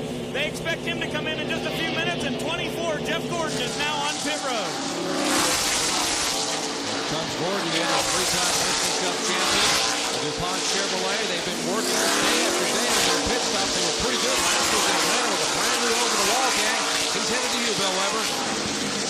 And Jeff Gordon has been loose. They're going to make an air pressure adjustment, and they're also going to make a track bar adjustment here on the DuPont Chevrolet. They take a plastic sheet off the windshield to improve the friction that seems to have to give it an extra man over the wall. Gordon adjusts his helmet, come around to the left side, with the left side tires on, making sure they get the grill clean. 15.8, and now Bobby Labonte, who was begging to come down pit road, is on, and he's in his stall. He's getting right side tires here. As for the 18, the 88 is returned to the track. They're going to go down on the track bar. They want to take a rub around on the right rear. Bobby's been bad loose for about the last 15 or 20 laps. The 18 is by. Labonte's got his left side tires. In the 4-car pits, absolutely no chassis adjustment for Bobby Hamilton. He said this car was great, especially with good pit stop going on right now. Outside tires are down and he's away. Dale Earnhardt and Tony Stewart are both on pit road. Earnhardt had to call and tell his crew, I'm saving my tires, that's why we're going back. That was early in the run, and he made that up late in the run. He made a track bar adjustment, a chassis adjustment for the 3. They work on the left side of Tony Stewart's car. They send him back out. The front two for the 20 turn better. Meanwhile, Ward Burton makes his way down pit road. His car's been good most of the day, but now it's gotten looser on this run. Pit stop earlier today for this crew, 15.92 and 17.06. And they're making air pressure adjustment. They also take the plastic tearaway off the windshield and make a chassis adjustment as well. Come around to the left side. They get right side tires, left side tires, full load of fuel. And then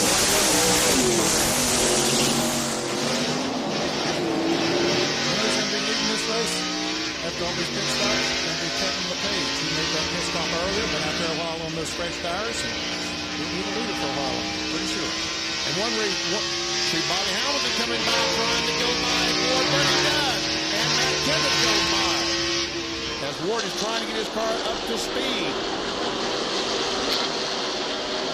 What about Matt Kenseth's pit stop, John? Well, Jerry, they finally made some adjustments to the car. It had become a little bit tight. So they took a half a pound of air pressure out of both left side tires and also a half a pound out of the right front tire. But one concern, Kenseth, while he was sitting here on pit road, the engine heated up enough so that it spewed some water, some of the coolant, out of the overflow. So they made sure and cleaned the grill really well because the grill was really clogged up with tire buildup. The marbles that come off of the tires here at Darlington. Dale Jarrett has been able to make a pass, and DJ is being shown as the leader here at Darlington Raceway. Dale Jarrett, our 6th different leader here at Darlington. There have been 8 lead changes, now make it 9 lead changes among 6 different drivers. The defending NASCAR Winston Cup champion Dale Jarrett is the leader. And we are just over 100 laps away from the conclusion of the Ball.com 400 here at Darlington. Back with more in a moment.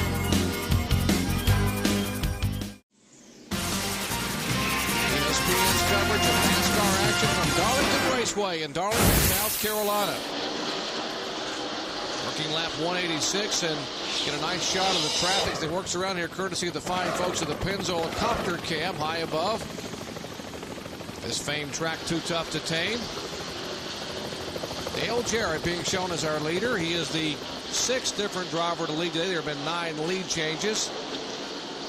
DJ having won 2 of the last 3 spring events here at Darlington, coming off that disappointment last week at Atlanta where he had the first engine failure they've had since May of 1998. He finished 36 last week at Atlanta Motor Speedway.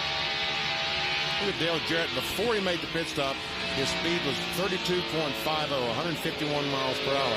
After the pit stop, after he changed 4 tires, we'd see he picked up 2 seconds and 10 mile per hour average. We keep talking about tires, man, and that's a clear example of what they mean. The longer you run, the slower they get.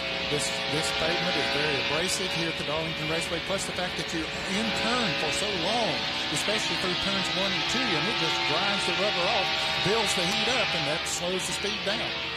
And speaking of turns, this is what happened to Earnhardt a moment ago. He had to make an evasive maneuver to keep from getting involved in a collision. Watch the 3 car. Well, he's the black car. Came down on the inside. He ran up on the Jimmy Spencer car, number 26, a little bit quicker than he thought, and he darts by down on the inside. But it did cost him some time because he had to back off the front. Rusty Earnhardt in 8th position, about 7 seconds behind the leader, Dale Jarrett. That is Dick Trickle driving the Conseco Pontiac, his first outing.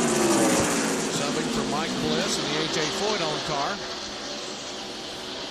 There's Tony Stewart in the car number 20. Coming out of turn 4, the Home Depot colors. Last year's fastest rookie of the year. And Jerry, he's 6 2/10 seconds behind Jerry right now. He's in front of Jerry before they made those pit stops. It's a lot of it has to do with getting in and out of the pits, how you get slowed down and get into the pits, and then how you accelerate coming out. All of them make good pit stops while they're on pit road. Indeed, there's the Kodak car that Vinny talked about at the very top of our show, and talking about the fact that Bobby Hamilton had such a great car at Rockingham early in the year, and they had a problem with a short in the distributor that cost them probably a sure victory up there. Appeared to have the best car there, but you never know. You still have to run the entire distance. Hamilton has led for 19 laps today, one of our 6 different leaders. Now being shown back in the 6th position. There's Ted Musgrave, by the way, the Power Team Chevrolet. We mentioned he was involved in an incident, a 1-car incident back on lap 17. We were told he cut a right front tire. That's why that's hard to the wall. So Musgrave and the team, Jim Long, have repaired that car number 16, got this back on the racetrack. Dale Earnhardt Jr., the 8 car, a lap down. He's currently in the 23rd position, as is Sterling Marlin. He and Earnhardt Jr. raced his position back for 23rd.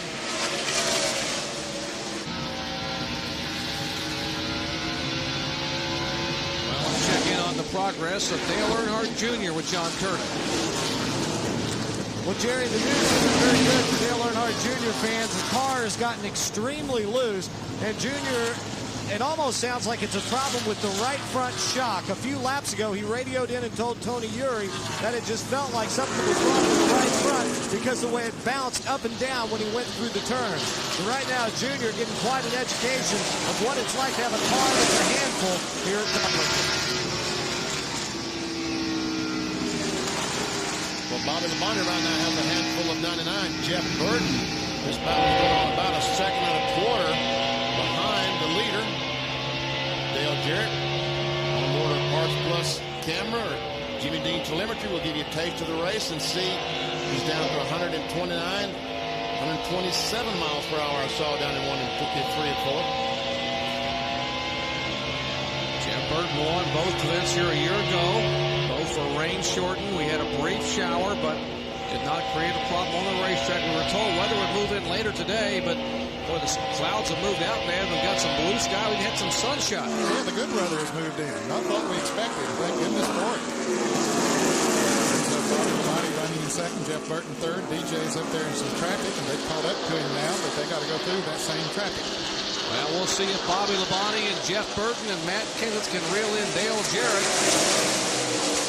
Jarrett won the season opening Daytona 500, has won 2 of the past 3 spring events here at Darlington. We'll come back and see if he can hang on to the lead in just a moment. Didn't take long today for the action to heat up here at Darlington. Lap 1, contact. Steve Park involved with Sterling Marlin. Joe Nemechek gets involved. Now here, lap 8, contact between Rusty Wallace and Kenny Irwin as Irwin goes headlong into the wall. Half a dozen cars involved there. Then the car number 27 head first into the wall. Lap 55, Jeff Fuller. And a near miss as Kyle Petty gets a little bit of shunt from behind, but everyone makes it through, and Petty makes it to pit road. All that took place in the first 65 laps of the day. We are just past the 200 lap mark. 201 laps, to be exact, are complete here in Darlington, South Carolina. See Johnny Benson, the 10 car, the Lycos car, he just passed the leader, Dale Jarrett. That is the leader of the race, the 88 Ford Qualifier. Meanwhile, the battle is going on for second spot between the 18, a couple of Pontiacs. Bobby Labonte and Ward Burton. We got a car into the wall, and that is Earnhardt Jr. in the wall in the backstretch. Very, very hard. His car spun coming off of turn 2, looped around and tagged the inside wall. So Dale Earnhardt Jr. brings out the 5th caution flag today. Hard impact into the concrete off of turn 2 down the back straightaway.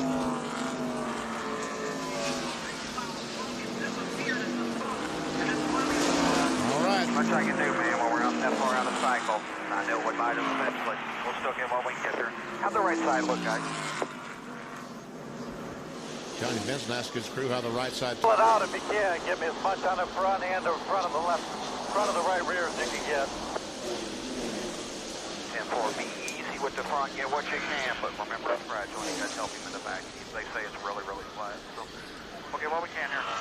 At the 5th second time by once we get logged down. Earnhardt Jr., the leading Rookie of the Year contender, had finished top among rookies at Rockingham and Las Vegas. And pretty hard impact here at Darlington as the safety crews are there pretty quickly to talk to Earnhardt Jr. and take a look at the front end of that Budweiser Chevrolet. Banged it hard. Anytime you see the back of the hood bowed up about 3 feet. Here again, now coming off turn 2, there's Earnhardt Jr.'s car, just gets sideways. I think it was a little bit low coming off of that corner, and the back end got loose on him, and down to the inside he went. And there's a lot, you're right, there's a lot of damage to the front of that car. There he is climbing out of the car, the 25-year-old third-generation driver, able to manage a bit of a smile and that he can walk away. Heavy damage, he heads for the ambulance, and these guys head to pit road. Let's check in with Ray. Well, Jerry, they want a fast pit stop in the 99, so they will not pull a spring rubber out, but they do go down 2 rounds on the track bar. Now to John Kernan. Dale Jarrett's crew already around to the left side. No adjustments right now as Jeff Burton still just now leaving his pit. Lug nuts are tight. DJ is gone. Down to Bill Weber. Bobby Labonte on pit road, down 1 pound of air pressure in all 4 tires. Right to over to Lamont, around to the left. Heavy traffic down here. Labonte's going to race Jarrett. Burton's going to try and beat him out. Pushes to the wall. It's 22 and the 18 and the 88. They continue to work on 4 down here. Left side's going on, and he's away.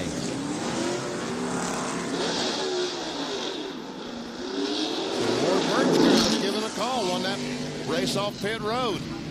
Tommy Baldwin and the crew down there getting that Caterpillar Pontiac. Here's a look at from the Elliott Sadler car. Watch Earnhardt, top of your screen, left side. Just comes off the corner and the back end goes around. He just never can get it caught up. And fortunately for Elliott Sadler, he went down instead of up because he had the back right in front of the Citgo Ford. Dale Earnhardt Jr. bringing out the 5th caution flag of the day here on lap 203 at Darlington.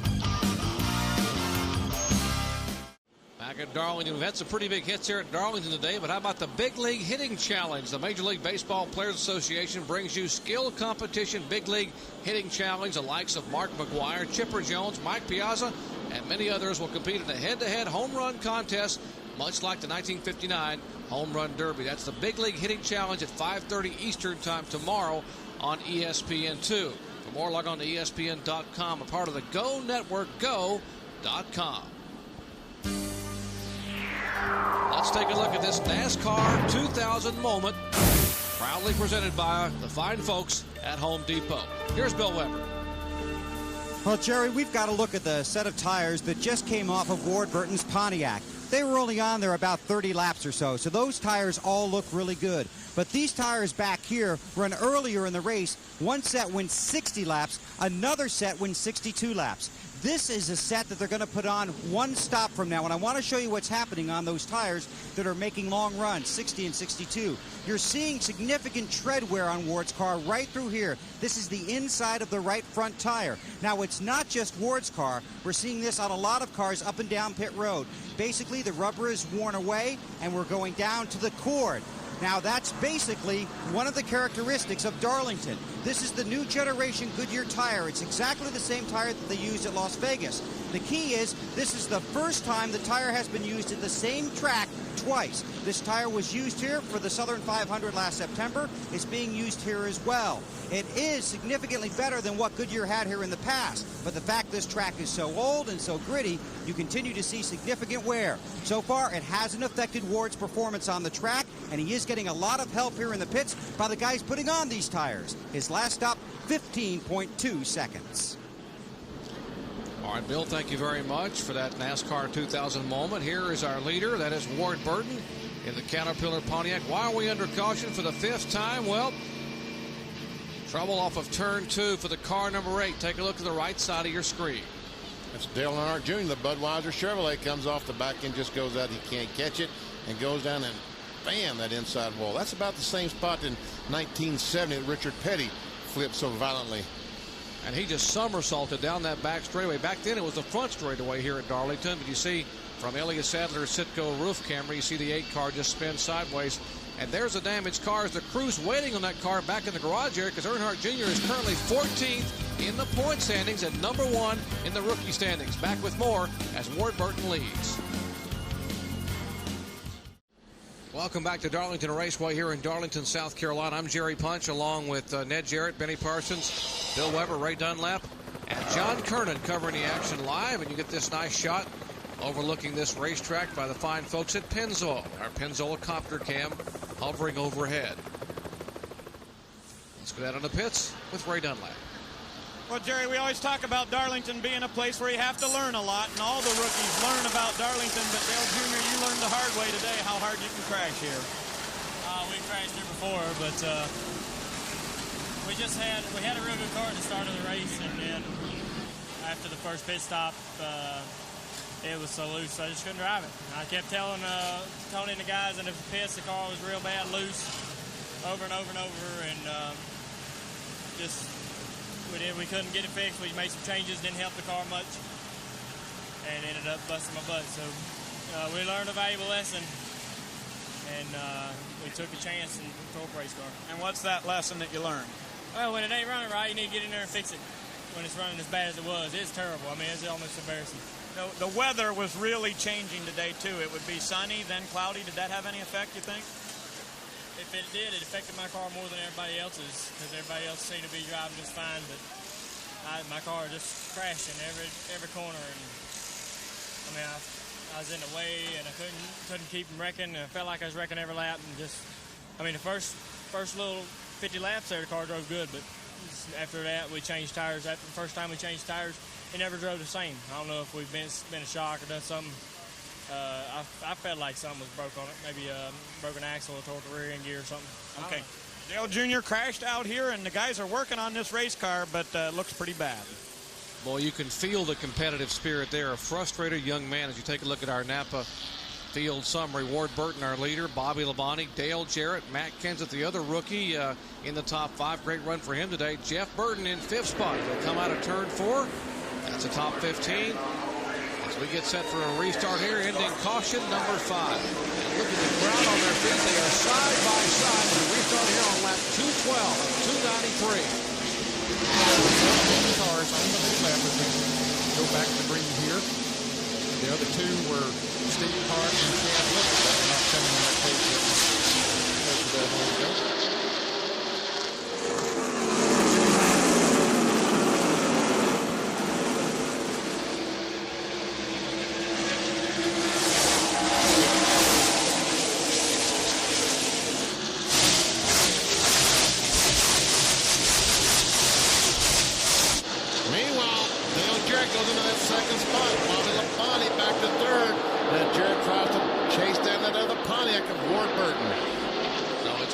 Pontiac, Ford, and Pontiac in that order.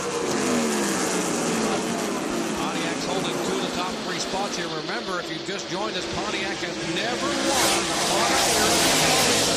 Pontiac win came here in the Rebel 300 in 1963. A guy by the name of Joe Weatherly. Pretty good chauffeur, I would say.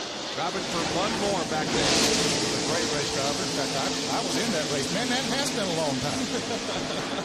How about Dale Earnhardt, Benny? He's got the handle back on his car. Well, he's in 7th position right now. He's trying to run down Tony Stewart in 6th.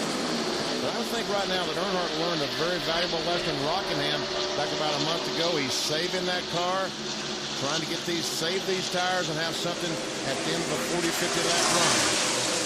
There's the Valvoline Ford for Mark Martin. He's right in front of Bill Elliott. There's Jeff Gordon in the car number 24, just out the right of your screen.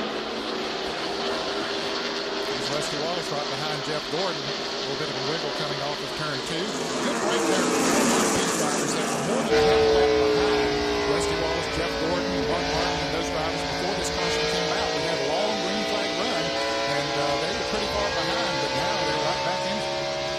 Goes down in turn 1. We'll see he gets up to 178 miles per hour. Hard on the brakes. And just touches brakes there to keep the car turning. That's a great run on Jeff Gordon. Can he get by? He's trying. Got playing offense and defense there. Darren Labonte's right behind him. Chevrolet doing a good job here today. Right there in 12th position. As you watch Rusty Wallace, you got to give a call to this crew. This car Rusty's driving is the same car that was involved in that horrendous wreck on lap 270 in Atlanta last week. And guys, they put a rear clip, new sheet metal, an entire new left side on this car in 2.5 days, and had it here to qualify on Friday. All the other car teams that Bristol tested. A lot of work in that Penske shop, and they have worked on this car all day. By the way, Robin Miller getting this car better and better, and now he's battling for the 11th spot. You get a race car that you like. I mean, Rusty likes this race car. Steve Park apparently has called the meeting. Things happened. There's a lot of smoke coming from the one car. Just that quickly, the 2 DEI cars, Dale Earnhardt Incorporated cars, talking about Earnhardt Jr. who slapped the wall back about 15 laps ago, lap 2 or 3, and now Steve Park's car shows some smoke, and he is slowing down. I'll tell you what, they have really had a problem there with engines. Steve Park lost 2 engines out in Las Vegas. On Sunday. Got along with Elliott Sadler, the 21 car. He's having a good run today. He's currently in 13th position, passing John and Grady. He's a lap down. And Grady is in 23rd position. He didn't quite make that pass. And he's about to lose. Kevin LePage, the 16 car, was going to try to take that spot away, but couldn't do it. The spot from Elliott Sadler.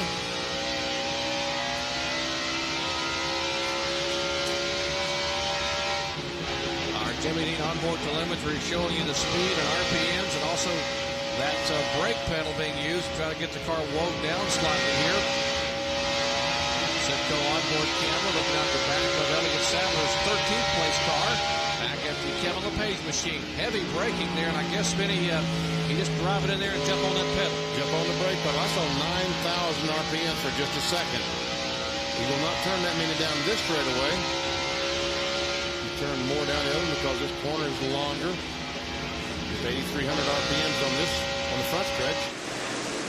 Ford Burton, boy, he has driven away from the rest of the, well, not too far away from Dale Jarrett, but he's already catching up to the back of the cars that are not fully up to speed, and a little bit of traffic there with his modified looking car. Ward Burton has certainly dominated today. He has led 120 laps, his previous best 87 laps back in October of 1995. Ward Burton trying to get his second career win. It's been a long time since Burton has gone to victory lane. His own win coming at Rockingham. The faces of the stars here at Darlington today. Ward Burton, Dale Jarrett, defending Winston Cup champion, and Bobby Labonte. That's the top 3 as they are in order. At lap 227, Ward Burton trying to get his first victory in 131 starts. That his only win coming in October 1995 at Rockingham. What a day for the Caterpillar Pontiac. He has led 126 laps of 227 that have been completed. And he and Dale Jarrett have pulled away from Bobby Labonte, who is in third. 2.79 seconds they were ahead the last time around. It looks like these two cars are pretty doggone evenly matched. Talking about the 22 and 88. There's Bobby Labonte. As Ned talked about. There goes Earnhardt by. Tony Stewart currently in the 7th. Bobby Hamilton in 8th.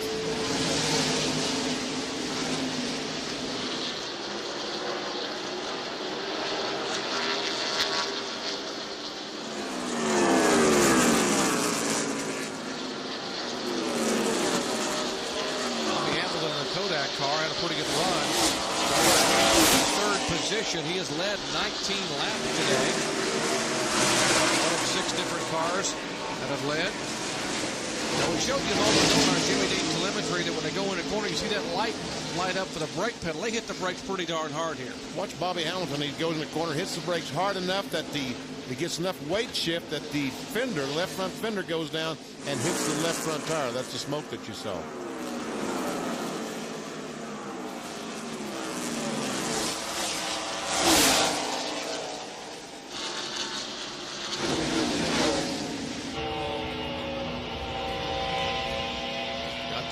Plus roof camera riding along with Jeff Burton as we will watch him use the brake pedal and watch his speed escalate and decline as he heads down into turn 3. Watch that brake light lower left of your screen come up. 8,700 RPMs.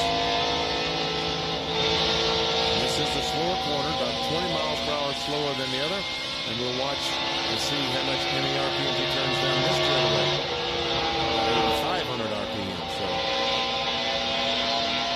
On the gas hard. Now turn left. Had to back off the gas. You have to back off just a little bit to get the car turned. Turn off turn 2. All right, right along with the Coors Light roof camera for Sterling Marlin. See how he compares to Jeff Burton. See right away, he's turning a lot more RPMs. He's got more gear in the back than Jeff Burton has. Comes down front straight away. We saw Jeff Burton turn about 8,500 down this straightaway, and we'll see that Sterling Marlin turned 8,700 I saw once. So they do that RPM by changing the gear ratio in the back. How about Elliott Sadler? Let's see what kind of gear he's got in the Citgo Ford. 85, 6. Looks like he and Jeff Burton has about the same gear in the back of theirs. Rusty still back in 11th spot. Miller Lite on board.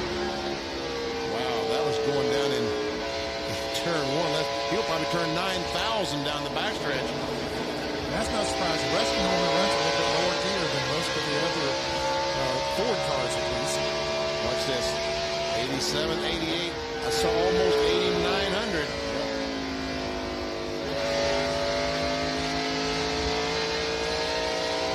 Gear ratio to get these cars off the corner, get them that torque off the corner to start them down the straightaway.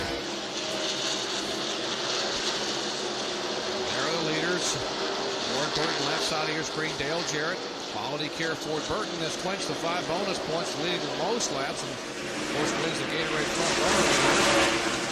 $10,000 going to the driver who leads the most laps. Ford Burton here today.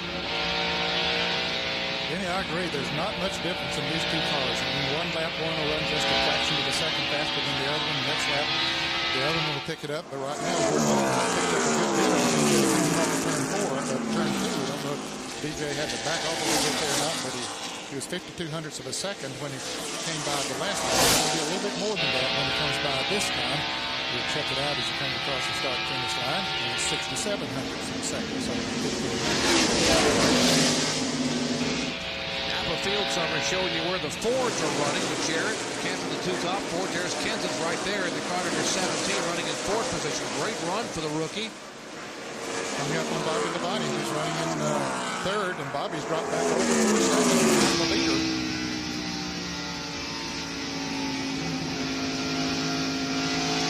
It looks like right now that Matt Kenseth is a little bit faster than Bobby Labonte. Pontiac leading the way. That is Ward Burton. Ford in second spot. Ryan Chevrolet right now is Dale Earnhardt in sixth position in the car number 3. Laps are winding down here at Darlington, South Carolina. The 44th running of the Ball.com 400 presented by Super 8 Motel. Back with more in just a moment. What about the pit strategy coming up here? Let's check in now with Bill Weber. Well, Jerry, this segment of the race went green with just over 80 laps to go when there was significant discussion between crew chiefs and driver as to how that was going to play out. Some guys wanted to do 50 and 30. Some guys were going to split it in half. Basically, that's what most of the teams are looking at, coming in with about 40 or a little less to go. But basically, all the strategy is going to go out the window because when the first of the leaders comes in, the rest of the guys are going to have to follow. But remember, this is a very long pit road. If someone does pit under green and the caution comes out, that will kill them. John Kernan. Dale Jarrett has just radioed in and told Todd Parrott, his crew chief, that his car was pretty good, except that it's tight in the middle of the turn and a little bit loose off. We're still waiting to see if they're going to split the difference with about a 40 and a 40 lap second. But we'll have to just wait and see because oftentimes it's monkey see, monkey do. Dale Earnhardt is really on the move, guys. He has caught Bobby Labonte about to take away the 4th position, does it with ease. They've been gaining about 3 to 4 tenths of a second a lap on the leader. Take a look at our Nation's Rent on-track interval for Earnhardt, and exactly right, and he is reeling them in. 4.7 seconds. Reminiscent of him in the late laps at Atlanta last week. Takes a Chevrolet a little bit to come in, but when he gets to going, he takes off. Look, he's coming up on Matt Kenseth there now. He's running 3rd. Matt's 4 1/4 seconds behind Ward Burton. I think Dale Earnhardt learned a great deal about what to do with tire management at Rockingham. He almost won the race about a month ago. He found that if you just back off a little bit, don't run too hard early on, you'll have something at the end. Let's check in with Bill Weber. I can't add to that because that's exactly what I was going to point out that their strategy was, and they've talked about it on the radio, as we mentioned earlier. Earnhardt is, I don't want to call it laying back, but rolling out of the throttle early in the run, so he is stronger. Earlier in this race, we saw him make up 2 seconds in the run. Now, once again, coming to the front, and he knows he has another set of tires coming for the end of this race. In victory lane at Rockingham, Bobby Labonte credited Dale Earnhardt with giving him some very valuable advice for just that. Bide your time, be patient, and save those tires. And Bobby Labonte, that's what helped him win this race, and they're right in front of Dale Earnhardt. That's what Earnhardt is doing right now with the final pit stop probably coming sometime in the next 10 to 15 laps. It's a battle for 3rd spot right there between Matt Kenseth and Dale Earnhardt. And Earnhardt right now is only 4 seconds behind the leader, Ward Burton. We saw him just a moment ago, 4.7, it's now 4 seconds. All right, Rusty Wallace is making his pit stop a little bit early here. Middle line Ford coming in for what should be his last pit stop. Just 43 laps to go from now to the checkered flag. Robin Pemberton comes across the wall with the crew. John? And Rusty Wallace is in for his final stop. They'll make a wedge adjustment in the left rear, 1 turn down. And Earnhardt gets by Matt Kenseth to take over the 4th spot. Rusty now getting the left sides tight, and he is down and away. Earnhardt now in 3rd position, so it is Ward Burton, Jarrett Earnhardt, and Kenseth in that order. And now Earnhardt is only 3 seconds behind the leader, Ward Burton. And about 10 or 12 laps ago, he was 6 seconds behind. DJ is moving a little bit now on Ward Burton. This is closest he's been to him since the restart.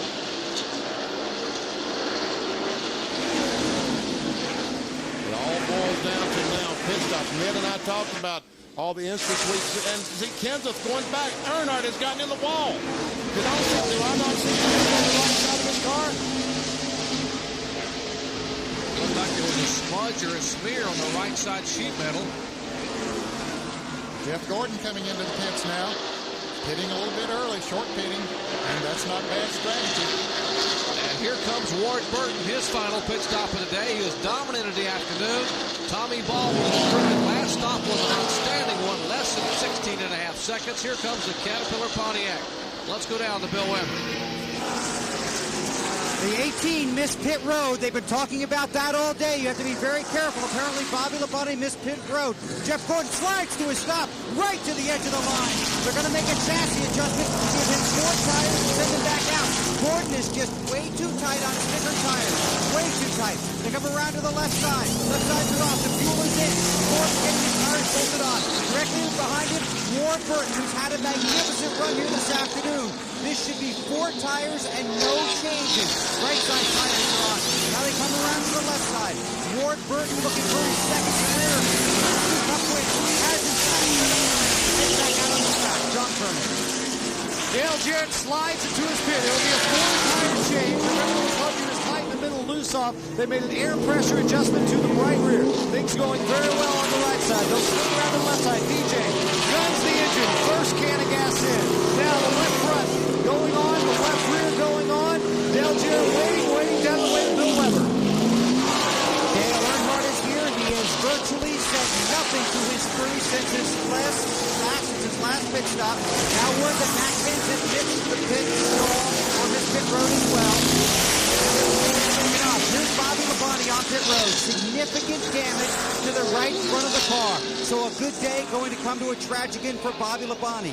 He has sheet metal torn up along the right front tire, along the right front wheel well. They did as much as they could in the little time that they had. They had a hammer out there, but that's not going to help at this point. So they're going to put on the right side and the left side tires.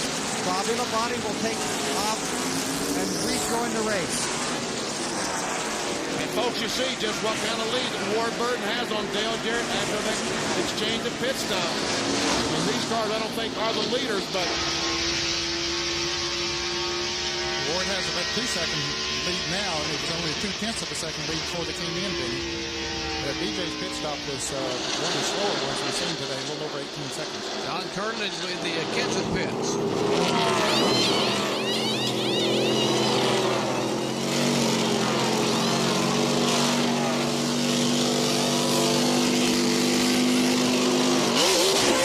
Matt Kenseth, 4-tire change, no adjustments, he's down to 1.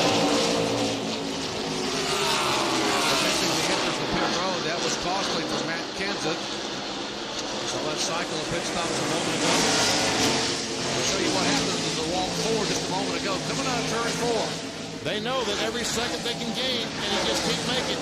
He cannot get in the pits, and he has to go back around because they realize every second is so important. Bobby Labonte, Interstate Batteries Pontiac, trying to make the pit stop, trying to gain all the time he can. He can't get turned. Got to go back around. And right now, Bobby Labonte is a lap down. And look at the damage right in front of Bobby Labonte's car. Yeah, they talked about that when he was in the pit stop. A lot of damage done to his car. He is a lap down, being back in the 16th position. Oh, a tough break for Bobby Labonte after running so well today. He had led 34 laps, led a couple of times here. Now, right front fender steered away on the Interstate Batteries Pontiac. There's Dale Jarrett right in front of him, the second place car. BJ's about 2 seconds behind Warren Burton. After the cycle of pit stops. Now Dale Earnhardt's in third place. He is almost 8 seconds behind, a little over 7.5 seconds actually. So he had a slow getting in and out. Now, final pit stops, unless we have a caution flag, are over. Now it's up to the drivers on the racetrack as they attack this track too tough to tame.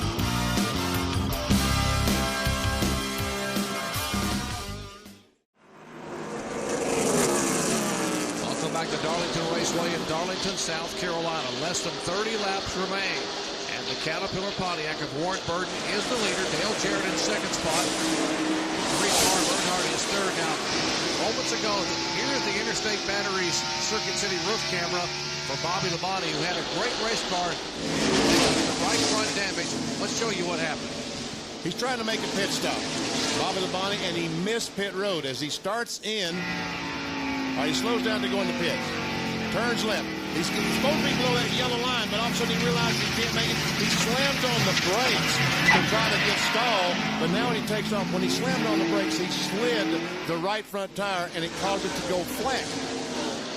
See, the tire is flat. We can see the damaged hood already, but about halfway down the backstretch, the cap is going to come off the tire, and that's going to do the damage that you see to the right front fender. About right there, we see the tire start, and there the cap comes off of it. Let's go down to his pits of Bill Weber.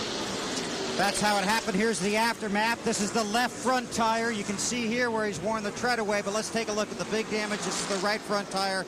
As Benny said, when he locked up the brakes, he locked him up when he realized he was going to miss pit road. He locked him up, yanked it hard to the right. That's basically what destroyed the tire, and then later on it blew and took the right front quarter panel with it. Right now, he's 1 lap down in 14th position. And that miscue, remember, he was the points leader coming in with an 18-point lead over Mark Martin. That miscue could possibly cost him the points lead going to Tennessee. The position is critical. Martin was in second spot on the points. Earnhardt was 50 behind Martin, so Martin was the guy early with the attention. Martin is running in the 11th position right now.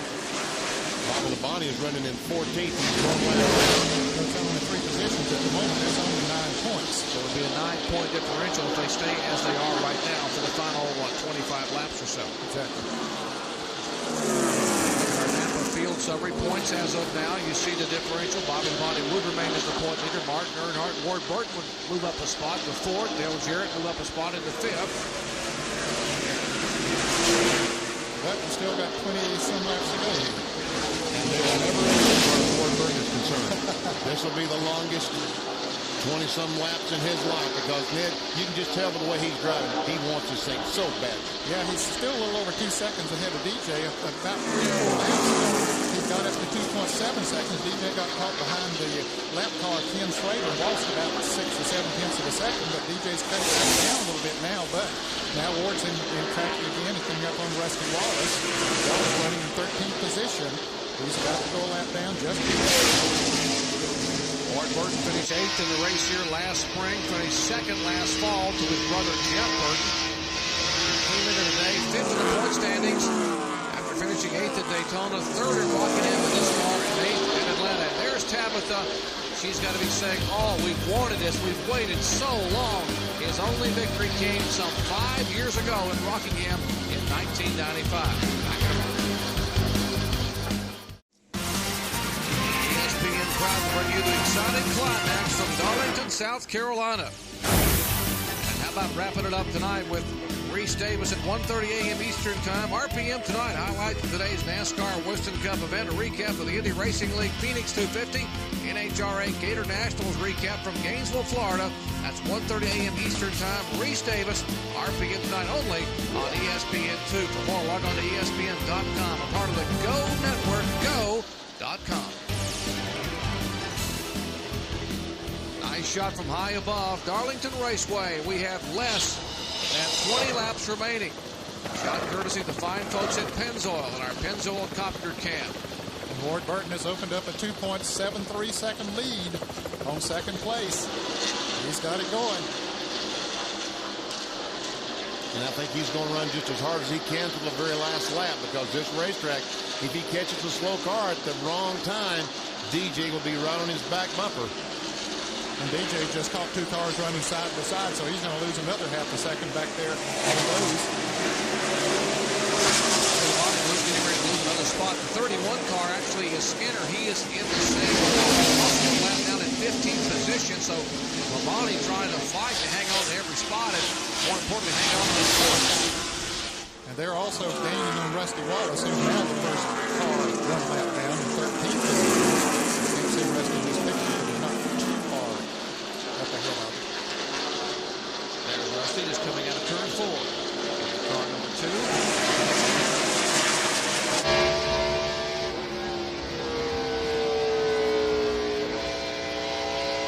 Well, you're right, Ned, that when DJ ran across those 2 cars running side by side, he lost almost a second. He's now 3.5 seconds behind Ward Burton.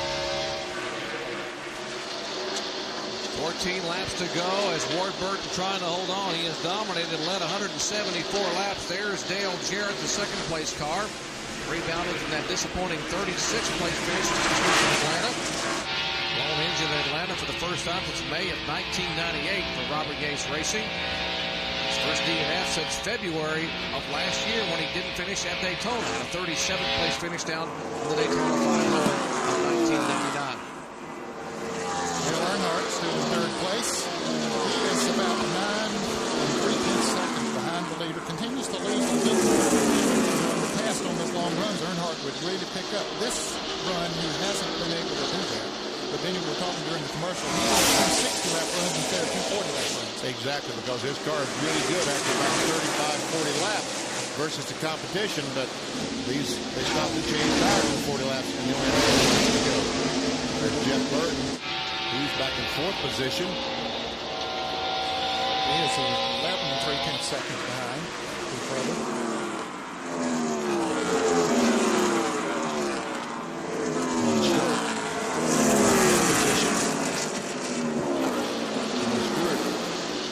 Probably about 15 seconds behind the leader.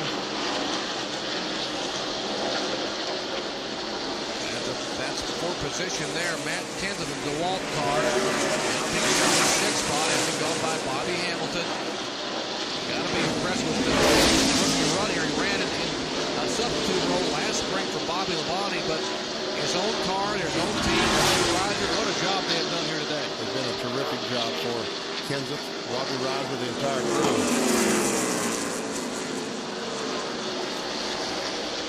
And Matt Kenseth said earlier that he liked this racetrack, and I said, well, he's a rookie, he'll learn better. But really, truly, when you go to the racetrack, you need to really look forward to going to that racetrack and feel like you're going to do well, and the racetrack is going to be kind to you. Otherwise, you just don't have a chance. Pole sitter Jeff Gordon being shown back in 8th position on the lead lap. 20.5 seconds behind. 6 seconds behind Jeff Gordon is the car that's on the outside front row, right beside him, Kevin LePage. FamilyClick.com Ford. There's Kevin. Purple and white car number 16. They are battling for position. LePage in the 16 and the 6th car of Mark Martin. That would be 4 more points if Martin can get around Kevin LePage. Make the points awfully close if he picks up that position. And he's making a bid. Right on the inside. Pass. Picks up the 9th position.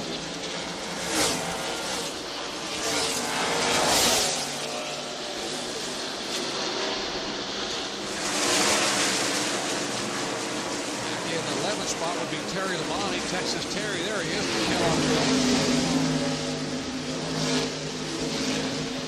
Pretty good run for Terry Labonte today, considering he had to spin on lap number 1 to avoid a number of cars. First caution, and the last car on the lead lap. Good run today for Elliott Sadler in the Citgo Super Guard Ford.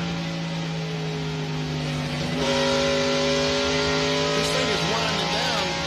7 laps to go, but Ward Burton had a 3.5-second lead. It's now down to about 2 3/4. Let's just see what's going on if DJ is gaining. You see the on-track interval, the Nations ran on track. From 3.5 down to 2.8.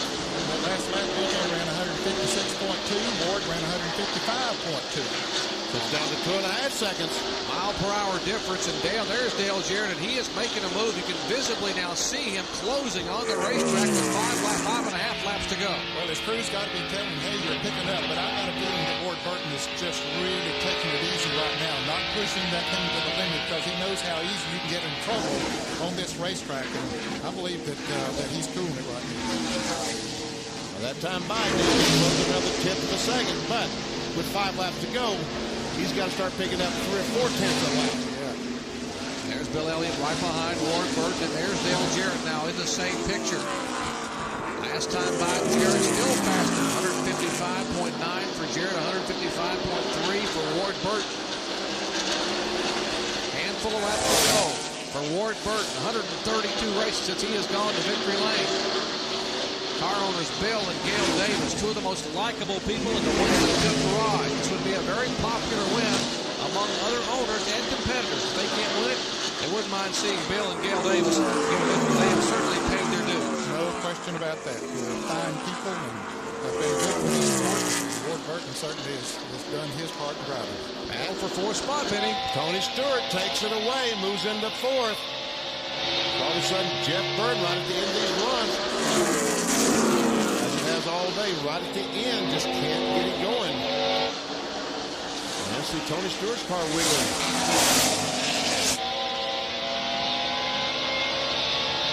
Meanwhile, Dale Jarrett now 2 seconds behind Ward Burton.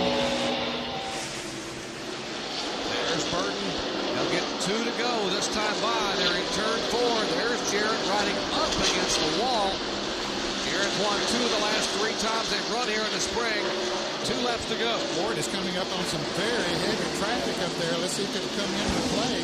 It might be before this race is over. Yeah, he will catch the 21 car. There's Elliott Sadler. Those cars are on the lead lap, so they're not going to give way. They're going to want to stay there with a couple laps to go. And then again, they might give way, but Ward will have to contend with them. I don't believe that it'll be a big enough factor, though, that DJ can catch it. White flag this time by for 38-year-old Ward Burton out of turn 4. Jimmy Howell waves the white flag. Burton goes by. Jarrett goes by. Final lap at Darlington Raceway. 1.9-second lead that time by. And as Ned said, a lot of traffic in front of Ward Burton. But what he needs to do is let Bill Everett pass him by, which he is doing. Slow her down. He's got it under control. All he's got to do is get that thing back to start-finish line. I hope this car is wrecked in front of him. He gets caught up in it. 15 car lengths out of turn 4. Here comes Jarrett. 12 car lengths, but he will not have enough time in 10 car lengths. But Ward Burton will take the victory at Darlington. His first since October of '95. Jarrett finishes second. Earnhardt is third as they flash by. Tony Stewart in 4th position. 5th spot goes to Jeff Burton. 6th to Kenseth. Here comes Jeff Gordon as they battle side by side. Gordon trying to catch the 4 car, but Gordon will finish 8th. Hamilton finishes 7th, and Matt Kenseth in 6th, with Mark Martin in 9th, and Kevin LePage rounding out the top 10. Let's go down to Ray Dunlap. Hey, we want to hear from the winning crew chief right here. Big hug from Gail Davis. What a race. You guys put the best race car under Ward Burton I think I've ever seen. I tell you what, I'm so proud of these guys. They worked so hard all winter. And, you know, we've had some real good race cars this year, and we ended up a little short. But today we did it. Today we closed the deal. This Caterpillar Pontiac was hauling butt today. Great job. Tommy Baldwin, a winner today at Darlington. Now back up top. And this will be an emotional victory lane for Bill and Gail Davis, Ward and Tabitha Burton, and that guy, Tommy Baldwin. We'll come back and talk to him in just a moment. Back at Darlington, South Carolina, it's been 37 years since Pontiac has won. 1963 until today. How about that Pontiac power in the Caterpillar Kid? Ward Burton gets his first victory. Let's go down to our McDonald's drive-through victory lane and Bill Weber. Well, he got a big hug from his crew chief, Tommy Baldwin, and more hugs from his crew, a kiss from his wife. He called over his kids. Good job, buddy. Good job. Good job. Ward, congratulations. Welcome back to Victory Lane. Wow, thanks, man. It's been a long time coming, but woo! This team's been giving me good calls. The Caterpillar team, they just can't say enough about them. You know, we're a team. We make mistakes together, and we do good together. And wow, what an awesome ride today. You told me last night that you thought you'd have a good car here today. Yeah, you know, we made 3 runs yesterday in a happy hour, and the middle run was the best in the long run, and that seemed to be what we had today. 88 and 18, they got going a lot better, but couldn't keep up with the 22 Pontiac. First time Pontiac's been to Victory Lane here, I believe, since 1963. Wow, that's great. Well, Pontiac's been great to us, you know. They've got a good car for us. They give us a lot of support. And I'm happy for Pontiac and Hopper's Pite and Polaris and Mountain Dew and Honeywell and ProCert Bosch.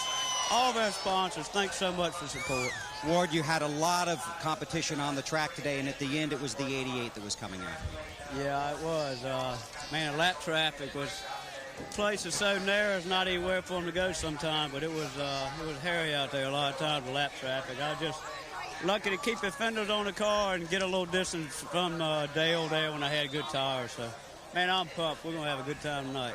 When we talked late last season, you said you wanted to get back to Victory Lane because basically your children have never experienced the thrill of having their father come to Victory Lane because they're so young and your last win came so long ago. Yeah, it's been a while. Jeb was actually at a couple of bush races we won. He was at Rockingham. We won the race, but it's been a while. He's been saying, Daddy, you're not going to ever win, so he can't say that anymore. Ward, it has been a while since you've been back here. Did you ever have any self-doubts? Well, right there at the end, I was hearing a bunch of noises. I started kind of losing my concentration just because I hadn't been in a situation in a while and had to really buckle down those last 4 or 5 laps and just hit my lines right, act like it's the first of the race and don't even think about it. And that's what I did. But those guys right there gave me the car. A driver can't do it without a good car. Just one last question. Last year there was some discussion that Tommy Baldwin might leave this team. He decided to stay. I know you were for that at that time, and you're certainly for it now. I think he's glad he stayed with us. He's family right here. I mean, he's a close friend of mine as well as all these guys. But Tommy and I hopefully be together a long time, and we're just excited about the future of this team, buddy. Congratulations. Thanks. Indeed, it's all about family. There is Ward Burton. He gives Tommy Baldwin a big hug. His first win as a crew chief. There is 7-year-old Jeb, his son. We saw 13-year-old Sarah there in the background a moment ago. And of course, wife Tabitha. It is the Burton celebration. Last year, it was the Burton celebration with Jeff Burton celebrating. Here in the year 2000, it is Ward Burton going to Victory Lane and getting Pontiac's first win here in 37 years. Back at Darlington Raceway, the 44th running of the Mall.com 400 presented by Super 8 Motel is history. Take a look at our unofficial results. 12 cars finishing on the lead lap. There's Ward Burton. He dominated. Dale Jarrett rebounding from that disappointing 36th place finish last week. Dale Earnhardt finishing 3rd. Tony Stewart 4th. And Jeff Burton with the top 5 finish. Matt Kenseth, the leading rookie finisher, comes home in 6th position. See, Rusty Wallace dropped back there at the end. He finished in 16th position. Ricky Rudd a lap down. So is Robert Presley and Bill Elliott. And a remainder of the starters, Benny, a number of the cars involved in early lap incidents, including Steve Parker, who had a good car early on. Joe Nemechek never really got a chance, came back on the racetrack, but finished 41st, 107 laps back after he was taken out on the very first lap of the race. Let's go down to Ray Dunlap. Another fabulous run for the 3 car. What a great day today. Well, it was. You know, the car was just an okay car all day. I go too hard and I'd shove the front end. I go, on long runs, I'd get loose. So just had to work with the car all day long, and it was a good day for us. It was a good points day for us. That's what's important. We just need to get that Frankie Stoddard guy and beat all the 99s and 6s and 18s and those guys. You guys seemed really good on the longer runs. Would you like to have seen a longer run to the checker? Well, I don't know. They had yarded me a pretty good distance there, and then I don't know whether I could have got back to him or not. Hey, Dale Earnhardt won last week at Atlanta. He's looking good in the points. Exactly, a 3rd place finish here today after a win last week. He's moving in on it.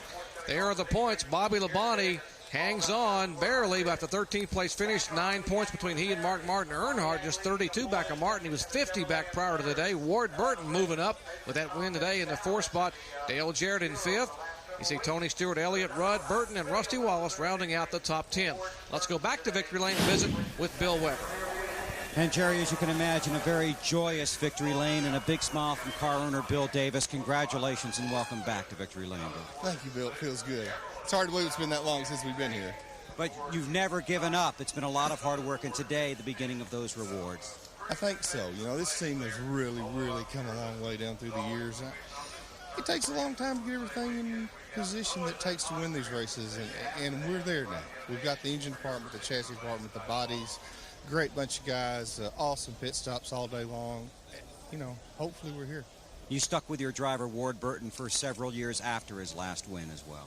Well, yeah, Ward and I've stuck together through a lot of really hard times and not that many good times, but I think that we both knew that it was there. We could do it and we could win these races. And finally, it's come together. We should have won some races last year, but we didn't, and I hope we were going to win some this year. You made the decision to bring in Tommy Baldwin last year as well. Yeah, that's probably the smartest thing I've ever done. Tommy's just, he adds a lot to our program. You know, he was maybe the icing on the cake, if you want to refer to it that way. We had a lot of good people in place and a lot of good things going, but Tommy brought a lot to the program. That day in Rockingham, you had a great race car, and you did go to victory lane, but that race is also remembered for a very controversial caution late in the race. Does this help erase that memory, Bill?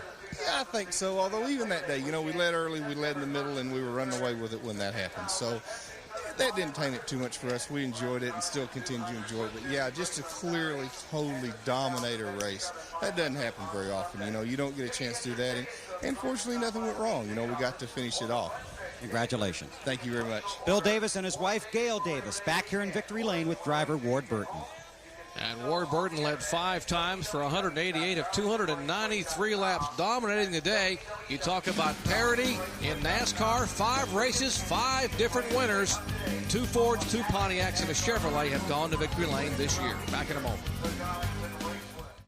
Back at Darlington Raceway in Darlington, South Carolina, the celebration continues in victory lane as Ward Burton and Bill and Gail Davis and the Caterpillar crew. There's Tommy Baldwin, his first win as a crew chief in his 94th race as a crew chief in Winston Cup. Let's go back down to the garage area and check in with Ray Dunlap.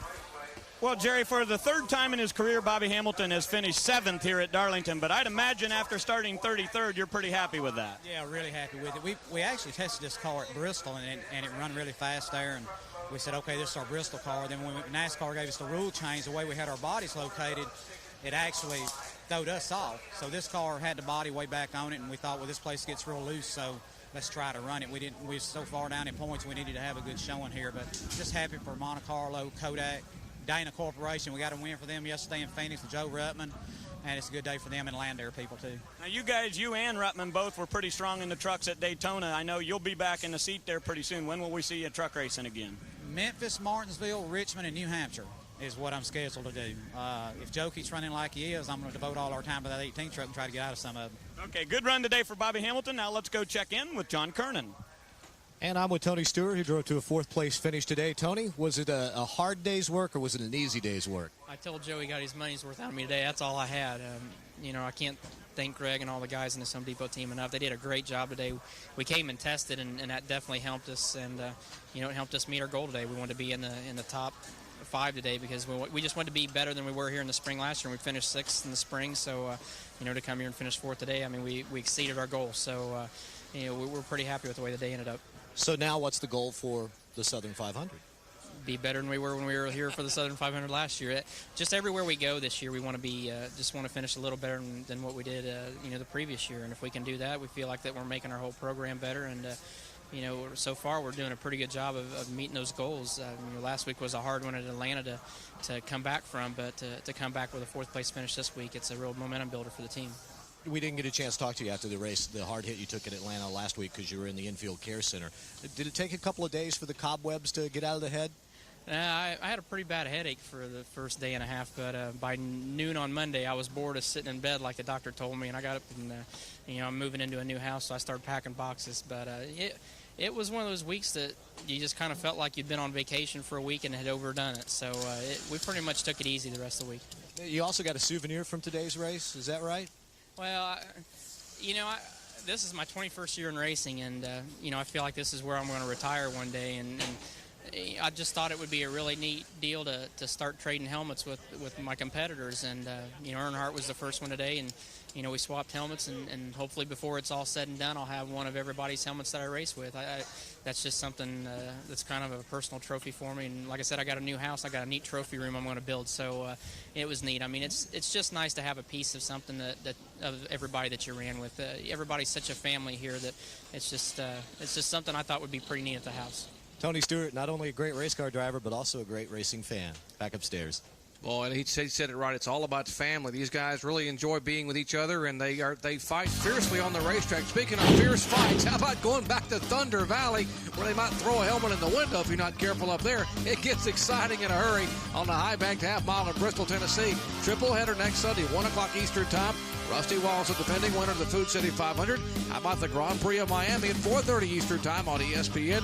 Card FedEx Championship Series action. And we'll bring it down at 7 o'clock Eastern Time with NASCAR Craftsman Truck Series action. The Dodge California 250 on ESPN2. That's all next Sunday, triple header action. Back with more in a moment. Back at Darlington Raceway in Darlington, South Carolina. Great crowd on hand, and what a race they enjoyed. Great afternoon for Ward Burton. Good run for a lot of drivers. These beautiful shots high atop Darlington, courtesy of the fine folks at Pennzoil in our Pennzoil Copter Cam. Let's go down to Ray Dunlap in the garage area with Jeff Gordon. Well, Gordon was the pole setter. Pretty good day today. I know not a win, which would have been a lot better, but you guys learned a lot today, didn't you? Yeah, we sure did.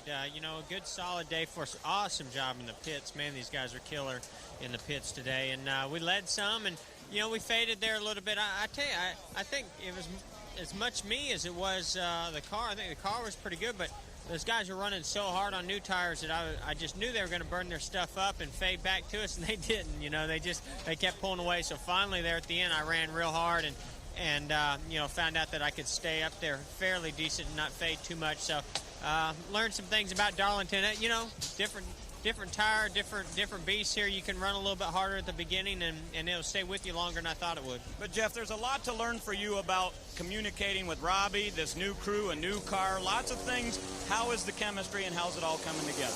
It's coming together real good. You know, I thought we made real good adjustments all day today. We you know, I kept saying it was loose. We finally tightened it up too much and went too far. So, you know, we're going through all those little trial and error things that you got to go through. But real happy with him, real happy with Brian Watts with the way he's running this team and all the calls that Robbie's making, the cars we're bringing. And, you know, we're just going to keep working and getting better each and every weekend. Okay, Jeff Gordon makes a move in the points. He came in here 17th. I believe he's unofficially 13th in the points now. We want to hear from the guy that's in second place, and I believe he is with John Kernan.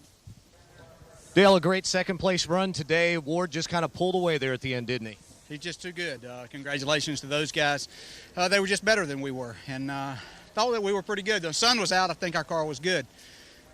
When the clouds came back, we kind of shoved the front end and just couldn't get it loosened up there at the end to make the run that I needed. But he did a great job. Our guys did a great job. Good pit stops, a good handling car, and good day for us. After last week's disappointment in Atlanta, it has to feel pretty good. Oh, yeah. You don't worry too much about those disappointments, as long as they don't come too often. But you know that all you got to do is wait a few days, and we'll be back racing again. So be looking forward to going to Bristol next week. Dale Jarrett finishing second here at Darlington. All right, great run by Dale Jarrett. Ward Burton talking to the media, and you see his wife Tabitha there in the background. She's smiling. She's got to know they have waited and waited, and they knew this day was coming. Her husband is another star in Winston Cup. Back at Darlington Raceway in Darlington, South Carolina. Photos continue in Victory Lane. The Caterpillar team, Ward Burton, they just plowed their way right through the field and dominated the afternoon, leading 5 times for 188 out of 293 laps, picking up his second ever victory in NASCAR Winston Cup. I tell you, this was a big victory in a lot of ways. Not only the first one in a long, long time, but I think that this will put the team on the winner's circle plan, which is worth a lot of money. And, of course, it puts him into Winston, and a lot of good things because of this win. And this hat-taking procedure will go on for about the next hour. Look at Jeb there fixing his dad's hat. They give a big cheer to the photographers there. It's Jeb sitting on his dad's lap. And change hats. Change hats. I will be able to change gears a little bit here tonight at 1:30 a.m. Eastern Time with RPM tonight. You'll have Reese Davis bringing you up to date on highlights of today's Winston Cup Mall.com 400. A recap of the Indy Racing League action, the Phoenix 250, and NHRA Gator Nationals recap from Gainesville, Florida. That's 1:30 a.m. Eastern Time, 10:30 Pacific tonight. Or log on to ESPN.com, a part of the Go Network, go.com. Take a look at our results unofficially now. 12 drivers finishing on the lead lap, and Bobby Labonte came in as the points leader today with 18-point lead over Mark Martin, and he finishes a lap down in 13th position. Our pole sitter Jeff Gordon in 8th, outside pole sitter Kevin LePage in 10th, and we've looked at 16 through 30. So Rusty Wallace there heads up this page, and Rick Mask down at the bottom of this page was 5 laps down, but in 30th position, kept going. Pretty good run for Kenny Schrader, considering he's involved in an incident. He only finished 2 laps down in 22nd spot, so good comeback for Schrader. See Kenny Wallace out. Jeremy Mayfield having his trouble being involved in an early lap incident. He was one of the favorites prior to today and had that problem early on. How about our points? Headed to Bristol, Tennessee. Well, Bobby Labonte hangs on to a 9-point advantage over Mark Martin. Dale Earnhardt has gained 18 points. He's now just 32 back in 3rd spot. Ward Burton is 4th. Dale Jarrett 5th. How about Tony Stewart's good run today? He's 6th place. Bill Elliott, Ricky Rudd, Jeff Burton, and Rusty Wallace rounding out the top 10. The celebration continues in Victory Lane at Darlington Raceway. The hugs all around for Ward Burton. We'll be right back.